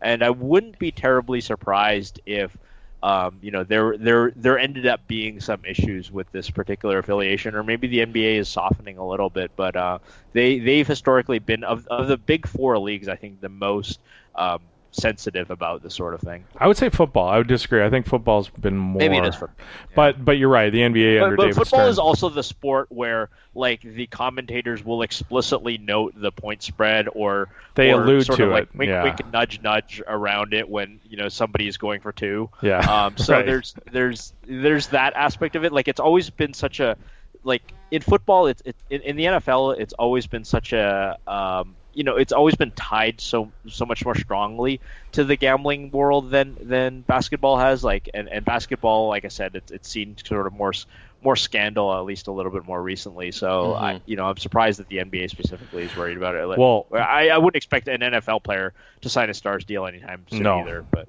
the big issue for all the big sports in North America is the fact that ESPN is this crumbling giant. ESPN, with the proliferation of alternate media, ESPN now, they're losing subscribers by the tens of thousands every month. And the money that's spent by ESPN on the broadcasting rights for the NFL, for the NBA, is going to dwindle and go down. And you got to remember, all these teams have players locked up for 10-year contracts for $25 million. They think the tap of money from ESPN is never going to be turned off. And it just seems like it's not the case. The future of ESPN isn't bright. And these are the people that spend and drive a lot of money to pay for the broadcasting rights for all this. And then, some of these stars how big are their contracts going to be in the future? So when they start looking around, when these leagues start looking around for alternate sources of income, what's at the very top of the list that they can go low-hanging fruit? Gambling, right? Like you were saying, NFL is centered around gambling, whether they like to admit it or not, and they might as well profit on it. So the NBA is definitely partnered with DraftKings in some areas, at least some teams. That's not gambling, though. Come on, DraftKings. Just ask the people at DraftKings. DraftKings lounges, and baseball is for sure partnered with DraftKings. Yeah. But the one sport that where the commentators have actually spoken about the gambling side of it is UFC. I noticed at the last UFC, I noticed this guy's the minus 120 under or favorite or whatever. Yeah, that's just because John Anik is a total degen. The commentator that John Anik is in the whole. That's just we just run good. But yeah, you'll hear that knockout. It's like the plus 280 underdog coming through. I'm like, wow. Yeah, it is. But I think fight sports has historically had that relationship a little bit more as well, where everybody's heard of Buster Douglas being a 41 underdog or whatever the made up number is against Mike Tyson over the years. I think it's always been part and parcel of that. People have been betting on fighting since fighting existed, so I think there's more of that than there is in sort of the big four professional sports, and the fact that I think that individual sports, it feels like somewhat more okay for betting to exist than team sports for whatever reason. Let's move on. In case you missed it, the second to last defendant from the 2011 DOJ Black Friday indictments has received a sentence. I believe it was 11 people. You'll remember, T, back in 2011 were indicted by the Department of Justice for various charges that all centered around providing online gaming to Americans. This gentleman's name was Paul Tate. He avoided jail time. He could have got 5 years in jail, and he was quite worried about it, but ended up, of course he would be, he ended up avoiding any jail time and had to pay $119,000 in fines. The judge said, given that you couldn't be extradited for this because Tate was in the Isle of Man, you deserve a world of credit for coming to face the music. So I guess the judge felt that was, extenuating offshore gambling websites. In this, so Paul is the final or the 10th person to face the charges. 10 of 11. Only Isai Scheinberg has not had his day in court or not come back to face the Department of Justice. A couple, I think 4 or 5 of them had jail time. Chad Ellie, most famously, did 5 months in jail for payment processing. No, you know what he went to jail for? What? You're going surfing on the internet. Yes, gambling on the internet. But T, do you think Isai will ever make settlement with Department of Justice at this point? No, he's not going to set foot in the United States, and he would be very foolish to, and he's not a foolish man. So I don't think there's any chance of that. I mean, I think he's at a point he's happy to live out the rest of his life in Canada and Europe, and be happy with that kind of stuff, and not fly over any American airspace. Why? What he certainly doesn't perceive himself as a criminal, and he also is not the kind of person who sort of says, okay, I'm going to make a point of this and make a stand and say that my business was legitimate and stuff like that, even if he very strongly believes it, which I'm sure he does. But he's Canadian. He's certainly not going to put his family through that either. Yeah. Speaking of PokerStars, David Baazov, you'll remember, T, we talked a few weeks ago about Baazov making a bid to take ICYMI, private again, buy up all the shares, take the company private. He had several companies that he'd listed. He'd made a filing about his intentions, listing the capital companies that he'd lined up for the money, and he listed one called KBC Aldini Capital. I guess they were based in somewhere in the Middle East. And when they were asked about it, because they were listed on this filing of Baazov, they were like, oh, who is Amaya? I've never heard of these people at all, which is kind of amusing that Baazov would, use somebody, cite them as a source of, billions of dollars that he's raising, and the people had never heard of him. Yeah, it's only a $3 billion market cap company. Maybe it's just too small fry for KBC Aldini. Who the hell are they? Yeah, crazy that he would. I don't know. There seems to be some sort of weird miscommunication going on there, but I think he refiled and apologized for using them in his filing. But it will be interesting to see if he does end up taking or having a run at Maya and taking it private. We talked about it a few shows ago, but we'll see what comes of it. All right, we're done with the second segment. We're going to come back. We've got a listener email. We just have one this week, and we cleaned out the mailbox last week, so we don't have a ton of mail to get to. Just the one. Got some good tweets though. Got some tweets. We got some hands from the pokers that Roscoe played, so we're going to get to that. A story about the game that you and I play in, Roscoe, that you guys are going to love. This story is hilarious. I don't know how this possibly could have happened, but the most you can bet or raise is the size of a pub. Yes, that happened several times in the story that we're going to tell. So you're listening to the 2+2 Pokercast presented by RunItOnce.com. More right after this. What's up, guys? If you're serious about online poker tournament statistics, you got to check out Sharkscope.com. They've been the leader in online poker tournament tracking for over 10 years. If you've ever had the experience of being in an online tournament and being worried that your opponent might be a dangerous shark, Sharkscope.com will tell you. And your first 5 searches every day are free. If you log in with your Facebook account, they'll double that to 10 searches. So get on over to Sharkscope.com, track your stats, and improve your win rate today. Hey, T-Chan here. Now that you've been listening to me and Adam give you the latest news in the poker world, it's time for you to give your 2 cents. So come hang out with the rest of the Pokercast Nation on the forums at pokercast.2plus2.com. There you can leave feedback about the show, give the world your hot takes on this week's stories, or just leave Roscoe your best sports betting advice. He needs the help. That's the forums at pokercast.2plus2.com. The best part? It's available no matter how many miles you are from Kells. I used to be a Degen. I give you 10 to 1 odds that I'm walking out of it even. I used to be a Degen. Every day's a struggle, man. I'm just here trying to meet ends. I used to be a Degen. If I had a bad weekend, then Monday I don't know what I'm eating. I used to be a Degen. Screaming ESPN like, why the hell you running that defense? Give me a 6-8 the hard way and I'm a parlay. Every red center on the sweat the line until my heart breaks. This point spreads are pointless with my bad luck.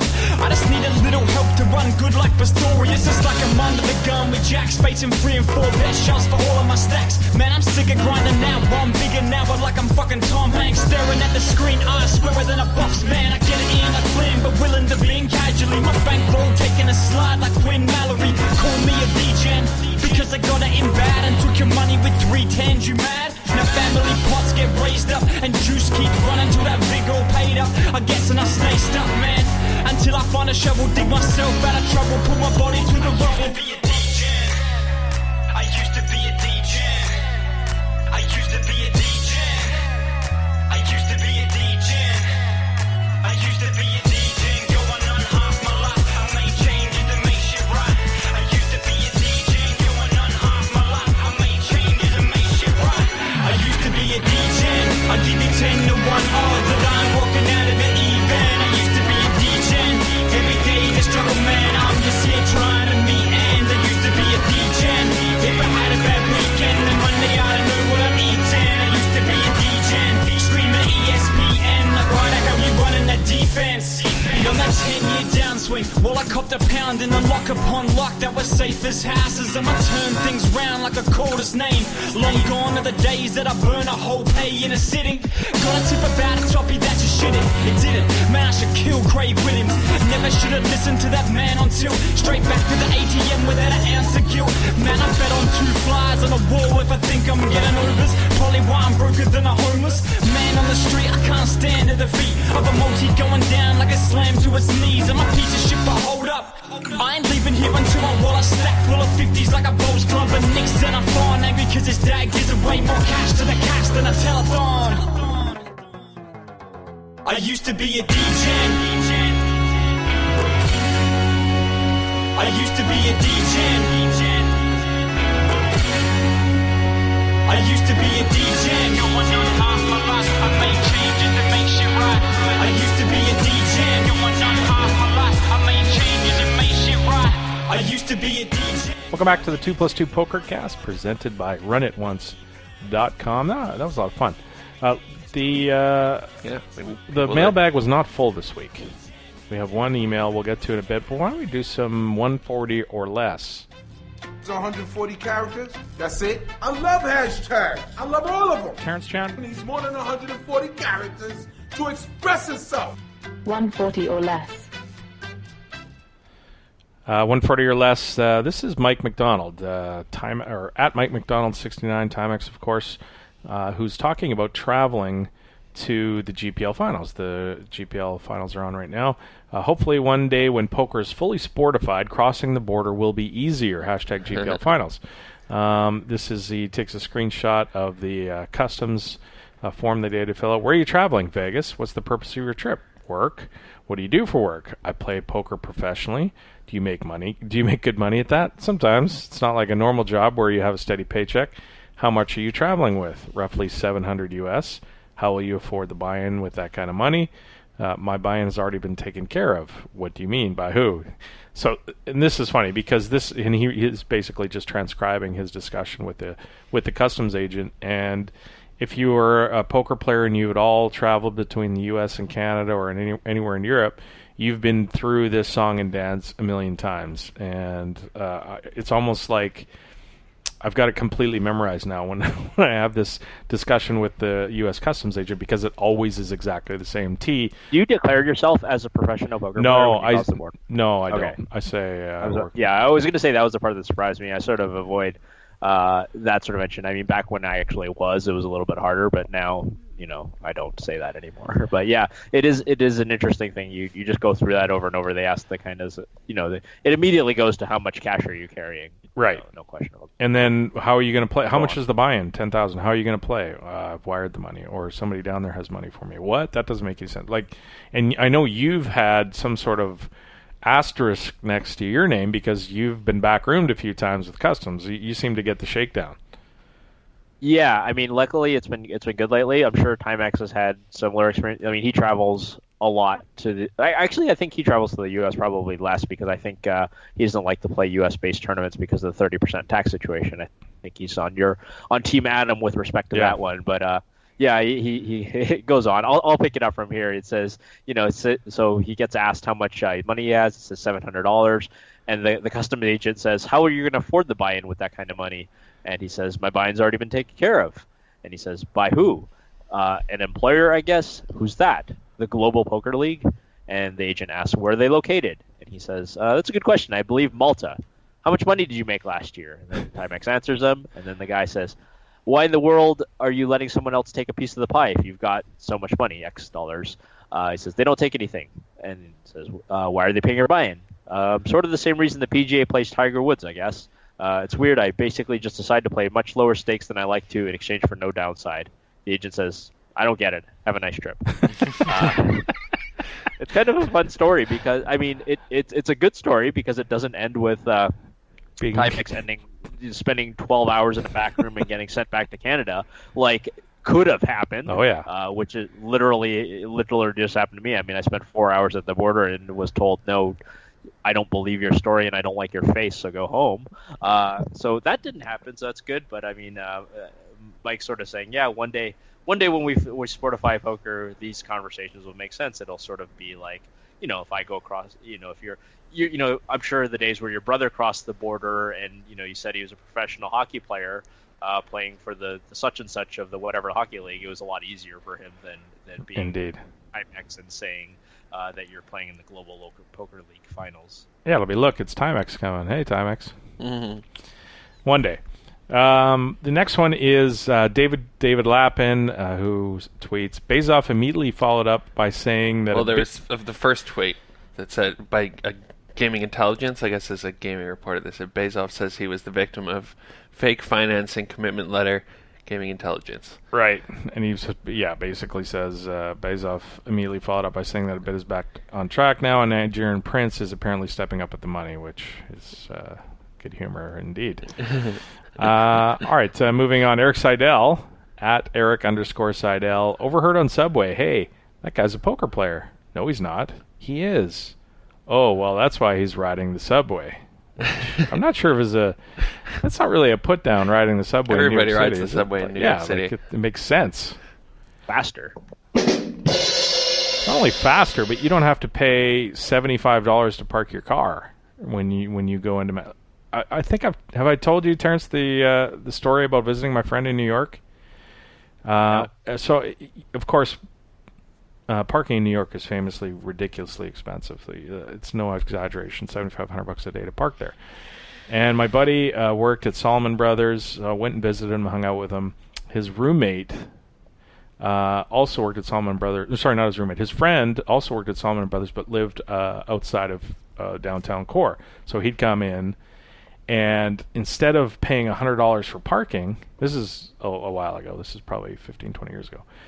Instead of paying, the ridiculous amount for parking, he would go and drop his car off at an oil change place that was in Manhattan, and genius. And get an oil change every day, 5 days a week, or brilliant. Whatever he did, because the oil change was like $69. And so he would go drop it off in the morning, get an oil change, come back up. Yeah, right. That was funny. Wow. The weird thing is, like you mentioned about the riding the subway being more efficient and cheaper and stuff like that. It's like not necessarily like a diss. So I remember reading this tweet, and I clicked through to the responses on it, and there was a guy who wrote that he was saying like, oh, you must not be like, he was saying that he was getting the alternative, like you were saying, is you don't want to pay for parking, but and thinking New York City, the alternative is probably just taking a taxi, or in some cases taking an Uber, right? And so one guy wrote like, oh, he's always getting needled by his Uber drivers when he tells him he's a professional poker player. He goes, oh, well, you're so rich, why are you taking an Uber? And I'm like, Well, that's kind of weird because what's the step after an Uber? Like that's basically what having a private chauffeur, right? I'm not really sure what makes no sense. How wealthy do they think does the general public think poker players are? I'm a little confused by this. Do you think Donald Trump's ever ridden the subway? Yes, I would take over. Wow, if there's a line, I would take it probably over. I mean, yeah, he's near a guy. I mean, how many would you take the over say 10.5 in the last 25 years? Absolutely. Well, I think the line is 0.5. Well, I'd crush the over. Well, okay. I mean, I think there's certainly a few for show subway moments, which is why I kind of set like 10. But I mean, in terms of but say the last. Do you think he's taken over one per year for the last 10 years? It's super easy to get. I mean, if he's late for something, it's faster to take the subway than to sit in traffic. I mean, or get a cab, right? I mean, I would certainly have Donald Trump having taken more subway rides than Hillary Clinton for this reason, right? Just being in the New Yorker, the correct sort of area, and yeah. Doyle Brunson, so you know that I didn't copy this. I didn't put it up there, so by process of elimination, this one's a Ross. This one's definitely Ross's. I thought this was funny. At Texas Dolly or at Tex Dolly, Doyle Brunson's Twitter account apparently. Just got our Thanksgiving dinner from Cracker Barrel, $99.99, enough for 10 people. Awesome deal. Always wanted a Cracker Barrel in Vegas. This is some important news. Oh, I don't know what Cracker Barrel is. I thought it was a cracker joke about Doyle being a cracker. I mean, it could be that. I just thought it was a hilarious thing. Why he felt so compelled to write this. Yeah.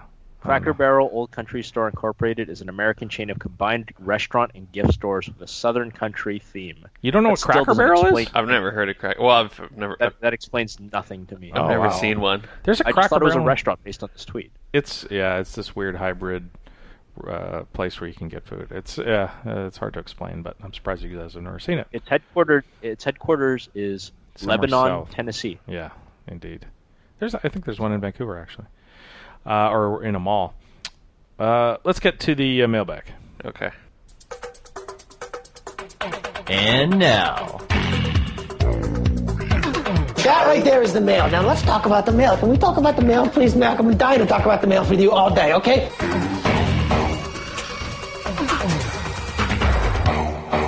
Mailbag.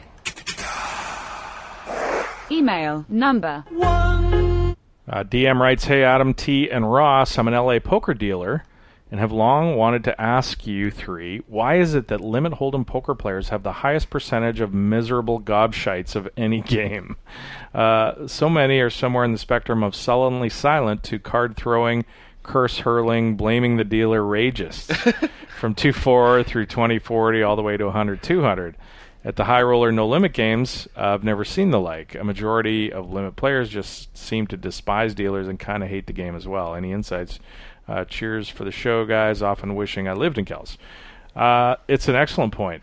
It's not just. I would extend this to most limit games. Yeah. I don't know that it's just limit hold'em. I think limit Omaha high-low split people are miserable. In my experience, it's generally an older crowd of. I mean, lowball games are the most notorious for having the most Raz, whether it's Raz, Ace to 7, Deuce to 5, Ace to 5, Deuce to 7, or Raz. Lowball games, I think, have the worst reputation for this. But I mean, he deals in LA, so I mean, I guess I am assuming he deals at a place that spreads the lowball games, and he's still saying this. So I don't know the answer to that. I mean, if he really thinks limit hold'em players are worse than lowball players, that surprises me, I guess. I think it seems to me like limit players, and maybe correct me if I'm wrong, T, because the stereotypes, the hyperbole, it's all pretty much true. Limit hold'em, or primarily limit hold'em, because that's what I've played, showcases the most miserable behavior, especially at the Commerce in LA, that I've ever seen in my entire life of playing cards.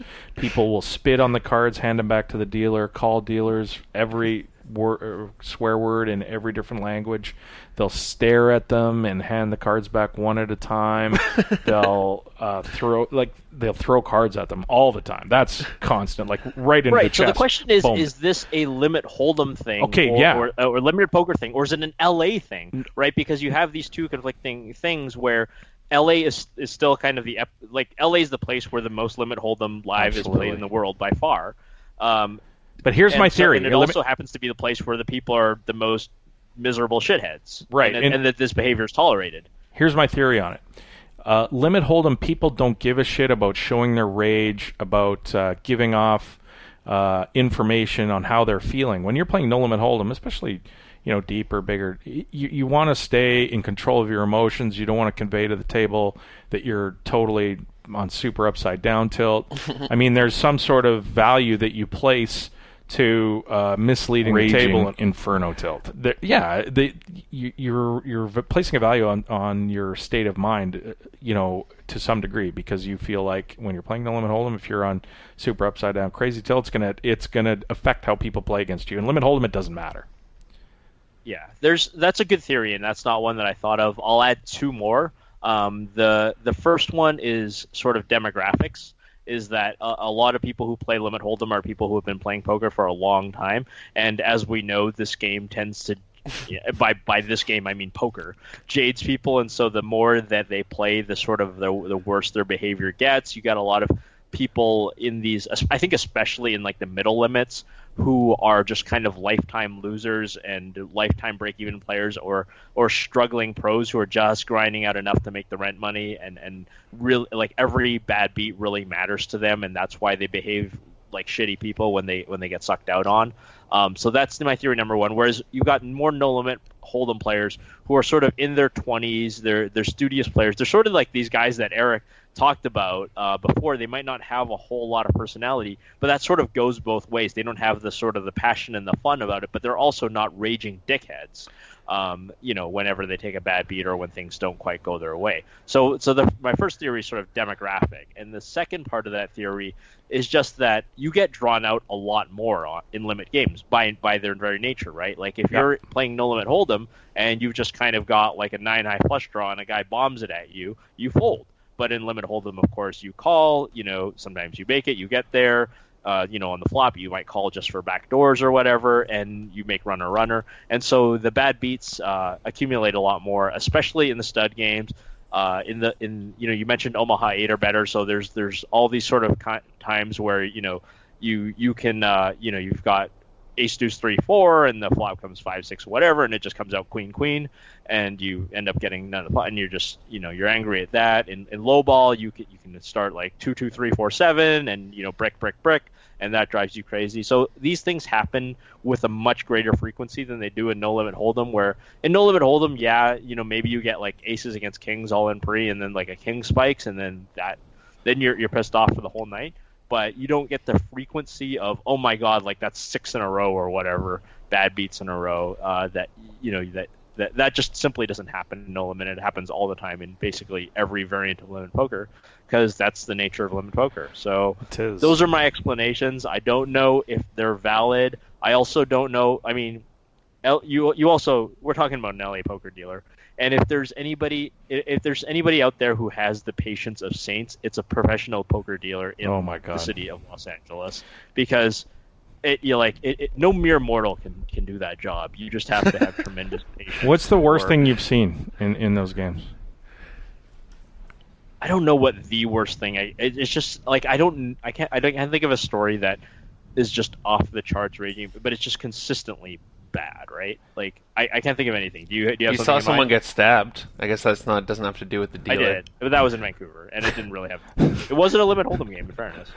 The two things that jump to mind that I remember are a guy who got drawn out on the most miserable person in the world, took his cards, and of course they do the thing of sit there staring at the cards, looking at the board, looking at the other player's hand, looking at the dealer, like mumbling, "You fucking ass," or whatever. He looked at his cards, he brought them up to his mouth, spit on them, and handed them back to the dealer like this. I'm just like, oh my god, are you kidding? And then another time, a guy, and I saw this several times, but one time the guy took his cards and flung them at the dealer. You know how Chris Ferguson used to cut a banana, the way he'd throw the cards at the banana?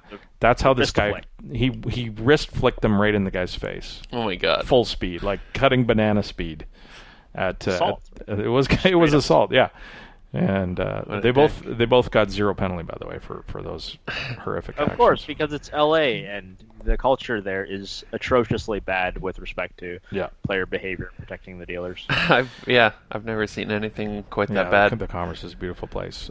Before we get to the roster, how many cards have you seen ripped in your lifetime? Oh God, I mean, I've never seen. I would be surprised if there was a single card in the deck from the Deuce of Clubs all the way up to the Ace of Spades if I haven't seen them all ripped. Right, right. There's a pretty good chance. Hey, one limit hold'em player that has a good attitude is Kenny. Kenny Shea's got the best attitude. He's the happiest guy in the world. Reacted portable perk to a bad beat. Have I told you my Kenny Shea story from the finals, the NHL finals? No. So Kenny comes up, and Kenny, for anybody who knows Kenny, he travels around. He enjoys life. Kenny's just awesome. He's from Boston. And he comes up because the Bruins are playing the Canucks in the 2010 Stanley Cup Finals? 2010, right? I felt like it was 2011, but I got 2011. Sorry, you're right. I think it was. It was 2011. But I wasn't even sure. I couldn't even snap call on that. I would remember if the Canucks won. I would have remembered that. I'm trying to block it from my memory. Anyways. At least we didn't light a car on fire. Kenny comes up. It was over 5 years ago because I was trashed. Kenny comes up to Vancouver to go to game 1 and 2. Or 3 and 4. 3 and 4, sorry. And I have a Boston Bruins Bobby Orr jersey. And Kenny doesn't have a jersey. He's just, and he's one of the happiest guys you'll ever see, just smiling. He loves everybody. Everybody loves him. And not a mean bone in his body. So he wants to borrow the Bobby Orr jersey. So I lend him. And my wife and I, who's never been in a fight in her life, like she's just the most calm, docile person. And my wife and I and Kenny go down to the game. We're going to meet MJ and others at the game. I think Terrence was there too. Terrence, you were there at the games, weren't you? Absolutely. And yes. Kenny borrows this, and we're walking across the street to the stadium. And if you remember back to, there was this a lot of Canuck fans in Boston in games 1 and 2, I believe. We were among them. Or there was a lot of animosity between the fans. People were getting ganged up on. Mm-hmm. We did later in the series for sure. But so this one woman starts throwing shit at Kenny and calling him all kinds of names, be racist, whatever, getting in his face, and Kenny just like he's appalled. He doesn't know what to do. He just cowers. And it's this weird scene, and my wife grabs this woman and starts fucking throwing haymakers at her, just like boom, boom, boom. And I have to grab her by the arms from behind to pull her off this woman who's all over Kenny. It was funny. Oh my God. Yeah. I mean, Vancouver fans are the worst. Our other friend visiting, hardcore Chicago Blackhawks fan, Matt Grapenthien, came for some games. I believe the Olympic gold medal game. Well, okay, so there's that, but he was like physically assaulted, like jumped from behind by like a couple thugs during the Olympic gold medal when he was cheering for the U.S. against Canada. He also came out for some Blackhawks Canucks game. And like I escorted him around the arena because people were just terrible. Like we were just, Grapes is terrible though. We love this city. We both love this city, and we're both Canucks fans. But we both agree that Vancouver Canucks fans are fucking terrible people. Grapes is a bad fan. Come on, he brings it on himself. No, but he absolutely is a bad fan. But there were times where he was just walking, minding absolutely his own business. No, that's one thing. If he did something to deserve it, I'd be the first one to say it. But there's definitely times where he was not in any way the instigator. Let's put it this way: when the Blackhawks and the Canucks were playing in a big series, we refused to sit with Grapes. He had to go buy a single seat and sit on the other side of the stands because what he would do is taunt people nonstop while we were sitting there. He'd turn around and go back to Surrey to all the girls. He was like the worst. He would just try and piss people off. And we're sitting next to him. We're like, Grape, stop it. He brought it himself. But Kenny, of course, would never do anything like that. Anyway, we're way off the track now. But I wanted to ask you a quick question, T. So Reno Doc, our buddy Steve Friedlander, of course, the famous Jack Urey. You're going to need some help. Famous for being slow rolled by Jack Urey. He and I both have kids playing sports. My kid plays hockey. His plays football and basketball. And we have this thing where he's also got a kid who's a pretty serious Thai kickboxer as well. Oh, there you go. Yeah. Dad, hey Dad. We have a thing where we're betting, because we're degens, we need to bet on our kids' sports, but we can't bet with people around us because they'll never want to talk to us again because we're betting on 11-year-olds hockey. So what we do is we bet dinner. Next time I follow. There's something wrong with that? Yeah, where's the problem? We have this thing where we have a running total, and whoever's ahead, the next time we see each other, we're going to pay for dinner, have a big nice steak and some wine or stuff. But he said, and I need a way to regulate this guy, because when he goes to set, and what happens is if somebody sets a line, generally the person with the most info will set a line on the game that they're at, and it's up to me to take the opposite side of his son or him to take the opposite side of my son. But I try and set fair lines because, you don't want to just, it's not going to be fun if you just win every time your kid plays. Reno Doc doesn't do that. He sets terrible lines. It's always like his team. Like tonight, he set a line of his kid's basketball team was -7.5. I said, okay, I'll take. And if he goes to a religious school, so he says it's Jesus -7.5, and I get Lucifer +7.5. So I take the devil +7.5, and his team wins by like 25. And it's just like, come on, man! Like, set a decent line. So, can you think of a way? You should be allowed to pick against. No, you should just be clearly allowed to pick the other side. And that's it. You should be allowed to pick. You should allow him to be forced to bet against his child. But and you don't want to. Honorable, ethical gambling thing to do. Like you should say, okay, it's lines -7.5. All right, I'll take your boys' team at 7.5. And then, but he wants to cheer for his kid. He doesn't want to cheer against his kid. That's too fucking bad. Then set a proper line. Yeah, I mean, if they're going to win by 25, he can set it. They can still lose and cover the spread. I like it. Okay, so the person who sets the line, the other guy doesn't have to take the opposite side of his kid. That's the way to go. The golden rule of sports betting. Yes, the guy who sets the line. If one guy sets the line, the other guy gets to choose the side. Okay. If he wants, he can take a half a point or something like that. Reno Doc, you hear that? That's the new rule. Okay. I'm right there with you. Let's get to the Ross report.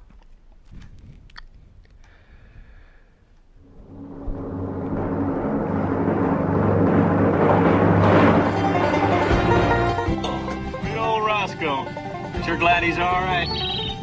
Listen, boy, you gotta pick your spots good. You gotta make hay while the sun shines. Hey, good. You dipstick! It's time for a Roscoe report.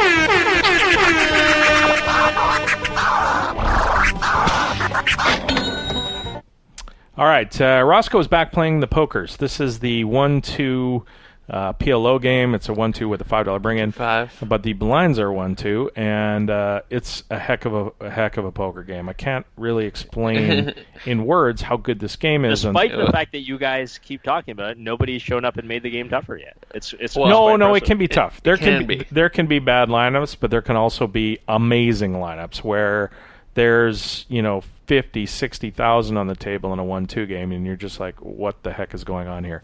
So this week, my buddy Mike Ranger, who goes and plays there, shoots me a text and says, "Did you hear about the $32,000 pot in this PLO game?" It's a 1-2 blind PLO game. They had a 16,000 big blind pot, T. Yeah, if this doesn't get chopped with nut full against nut full. Exactly what I said. Quads against top full.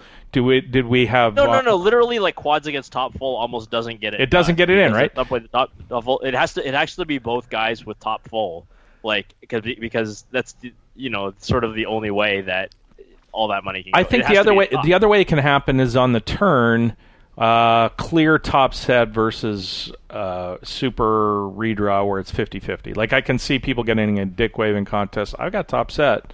I'm going to get it all in here, even though best case scenario I'm like 50%, whatever it is. That's what I thought. Immediately, what I thought was top set versus super wrap and flush draw and all that kind of stuff. Yeah, that makes sense. No, it turns out the flop was like a guy flopped aces full, like ace 6-6, and the other guy had trips. And he had like ace 6, like a single 6. He had a single 6, and they had a $32,000 pot in 1-2, and I'm thinking the guy with aces full must have just been, fuck, I'm dead to quads. Obviously, this is... He must be shitting himself. Like, right? When the 7th raise goes in or whatever, like, I mean, I'm up against quads. Okay, like, Adam, you bet. and I say pot, and then you say pot, and then I say pot back, you're like, uh-oh, right? Like, and that's not even like 4 raises. That probably gets us, what, like 5,000 in this game? Like, you're talking about like 3 or 4 more raises after that? I mean, the first time I potted and you potted, I'm sick with aces full. Yeah. I mean, best case scenario is like... Yeah, because you hold the aces. I got all the aces. It's like, yeah. I don't think it would have been... You have to hope I have ace-6. Yeah. And then you're still not going to go too many bets with that. Right. Yeah. But that's because you and I are sane human beings. These people are not. I can't wait to get back in the game. So Roscoe, you've been playing in the games. Give us the current state of your wins, losses. Current state? Well, I don't know. I'm winning. Good. That's all I need to hear. Yeah. It's been good. And you got a couple hands? Yeah, so this first hand was a good session where it was the night the power was out at the casino. Okay. There was just emergency lights on, and but I guess they have a generator. All the table games were running. But the kitchen power's wasn't running. Out, and slot machines are working. Yeah, the TV's on with the basketball game. Everybody's talking about sports betting, and we ordered pizza to the poker room. We had a big pizza party, and I played one big pot where I doubled up. It was like a 4-bet 5-way pot, and I flopped trip aces with ace, queen, jack, 4, and got it all in, and made a full house on the turn.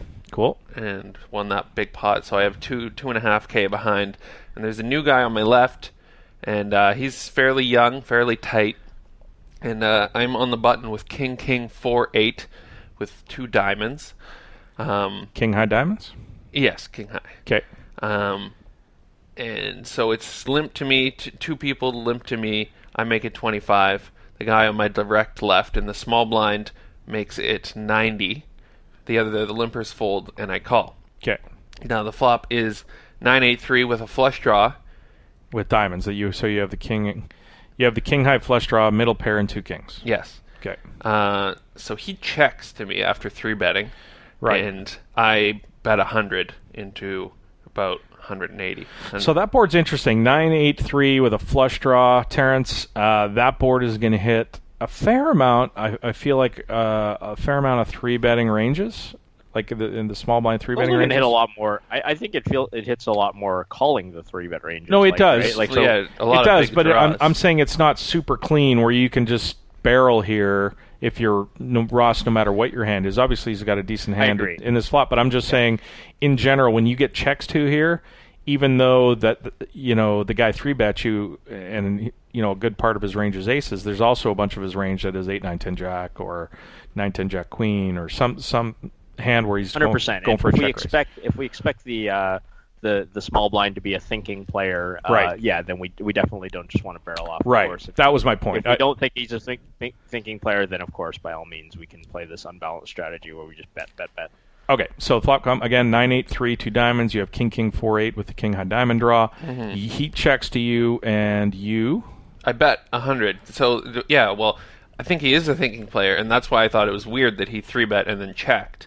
I mean, because with the amount of money he has behind, I think you basically just get it in here on this flop because he has 500. Yeah, because he's only going to be up against draws or, in worst case scenario, a set or 2 pair. Okay, let's talk about your sizing. There's about 200 in the middle, and he checks to you in the flop, and you bet 100, and he has 400 left. Uh-huh. What was your thought process there with the half pot bet? Yeah, it's about half. I thought he might fold. I thought he might check, give up. So I didn't think it was necessary to bet full pot or something like that. I don't know. I felt like this is a pretty standard continuation bet. I mean, I guess if your goal is to make him fold, I'm not sure that betting 100 after he made it 90 in the small blind. I don't necessarily want him to fold. I just figured that I should be betting since he checked. Yeah. Terrence, what do you think of the sizing? I think I'm okay with it for the reasons that Ross outlines. If we're probably getting it in here regardless of what happens. Oh, so absolutely. I think betting half pot here to sort of leverage his entire stack, I think is fine. Okay, you bet 100 and he calls. Mm-hmm. Now the turn is the ace of spades, which is not gross. The card I wanted to see, and he immediately leads out for 230. Okay, so he bets 230 into 400. Leaving himself you got no fold equity basically. Yeah. He's either paired or made 3 of a kind there almost every time, so you're now reduced to drawing to a flush. Yeah. Maybe you have maybe a king out, I guess, is the other one you can hit. Yeah. King. But I think I'm folding here pretty quickly. You're not going to get paid off. I have a pair. I have an 8, so maybe the 8 helps. But you're never going to know if you're good. I'm pretty fast mucking this. T, your thoughts? Yeah, I'm folding as well. I think this is probably ace 9 like a lot of the time. It's very consistent with him just having like ace king queen 9 or something like that, and turning 2 pair. I thought you mentioned trips. Obviously, that's a possibility as well, because I think a lot of people's natural reaction if they turn trips might be to check, but of course on this board checking is a little bit too dangerous because Ross can just check behind him and highlights an out of position problem. So I think this is a clear fold. And what happened? I did fold. Okay. I don't know. It was just a weird spot. I don't know, because the ace is the worst card. Any lower card than mine, I still have an overpair, but ace is just the worst card. I think I'm probably ace of diamonds, not such a bad card. I think I'm betting more on the flop. But I think he has the ace of diamonds. No, I think if he had a nut flush draw, he's probably betting the flop. But I think I'm betting more like 2/3 or 3/4 pot on the flop. But that's just myself. All right, let's move on to next hand. Okay, so this is a weird hand. Different session, same session? This is the next night. Okay. And it's not going as well as the night before, but it's the way it goes. And it's early in the morning. I made the final table. Okay. And I got stacked the hand directly before this. I got it in with a big draw versus just an overpair and missed a bunch of things and bricked out. So I'm on my last bullet, rebought for 300, and the guy on my direct right is a complete drunken lunatic who is playing literally every single hand, just potting it pre-flop. Okay. He's that guy, and I'm in the Jesus seat, being on his direct left. So I get dealt ace, king, jack, 4, double suited, ace of diamonds, 4 of diamonds, king of clubs, jack of clubs. Okay. So ace, king, jack, 4. Yeah. So it's limped 2 ways to drunken guy who immediately pots it to 25, and I repot to 90, and it folds back to drunk guy who calls. Okay, I want to talk about that first. I think with a short stack, you're going to realize some equity here. If you 3-bet, I get that. Well, I want to isolate the drunk guy who's never folding, and I'm smashing his range. Yeah, for sure. But you're also, I guess it depends on the game. Are there lots of flatting? Because you've got a couple of nuttish, you got 1 nut flush draw and 1 second nut flush draw. You've got Broadway cards to hit. I think maybe I would think about flatting here, so I guess, but we get more people in the pot. I just lost my stack. I want to get it back from this guy, and I. Okay, that's a good solid reasoning right there. Let's isolate that clip and keep that in there. That's where we need the run it up, the run once rather section on good reasons to make a re-raise. See, that can go in the Hall of Fame. I want to get him. He's got my chips. This guy just stacked me, and I need to get it back. What do you think of flatting there instead of raising T? Straight up for value in a vacuum, I prefer re-raising. In this situation, I probably prefer calling simply because one thing Ross mentioned was he's on his last bullet. Obviously not the last bullet of his life, but sort of if it's the last bullet of the session and don't have the money in the ATM to get to or whatever. I want to be more conservative when I've got a drunk lunatic on my right. Right. Simply, because basically, like, this is our opportunity, right? Like, this is, it's almost the opposite of what Ross says, is to bloat the pot big to try to get that money back. We actually want to play small ball when we're on short stacks. If we're having a great session, we've got 2K in front of us, and this guy's got 2K in front of us, and we got 5K in the zippers of our pants pockets, then yeah, definitely we want to re-raise for value here and just isolate the maniac and isolate the retard. But I think specifically in this situation, I think calling is definitely correct. We want to see pots against this guy in position. We want to do it all night long, and we want to just chip away and get our money that way. Yeah, that makes total sense too. Okay, so you 3-bet, he calls. Yes. Now the flop is 9 of clubs, 7 of clubs, deuce of spades, so I flop the second nut flush draw. And 3 overs. He checks, I bet 100, he calls. So same size bet. Okay. So you basically leave yourself with 100. You're all in essentially. Yeah. Okay. Now the turn is the 10 of clubs, gives me the second nut flush and redraw it for the straight flush. So he checks, and I decide to check to trap. But you have $100. Like, why are you trapping with a 1? I think I had a little bit more. It was like 150 or so. Okay, but still, you don't even have close to a pot bet. Just get the money in. Yeah, I guess I should. So on the river, the deuce of hearts pairs the bottom card. It does pair the bottom card. He shoves, and I snap call. Yeah, and what do you get shown? Well, he goes, "Oh, you're good." So I turn over my flush. You got slow rolled. He says, "Oh, you're good." And I turn over my flush, and the dealer starts pushing me the pot, and he says, "What about this flush?" And turns over his card, and I only see the ace of clubs. I'm like, well, maybe he only had the ace of clubs, and then the dealer spreads his cards, and he had the flush. Bastard. And I walked home angry and sad. Oh, that's a long walk over the bridge there. Yeah, that's a tough walk home. Oh. Sad and angry. All right, good enough. That's going to do it for the week, I think. Thanks to Eric Ben-Simon for joining us, talking about the casual player at the World Series of Poker. Terrence for getting up early. Is it early over there in Hong Kong? No, it's the afternoon. Middle of the afternoon. We're all good. We're all good. You guys are the guys doing the late shift tonight. This is the late shift. Roscoe for coming all the way out here to the burbs. My dog here for hanging out with us all night. In the office where we're recording the show. Good boy. Mr. Winston is hanging out with us.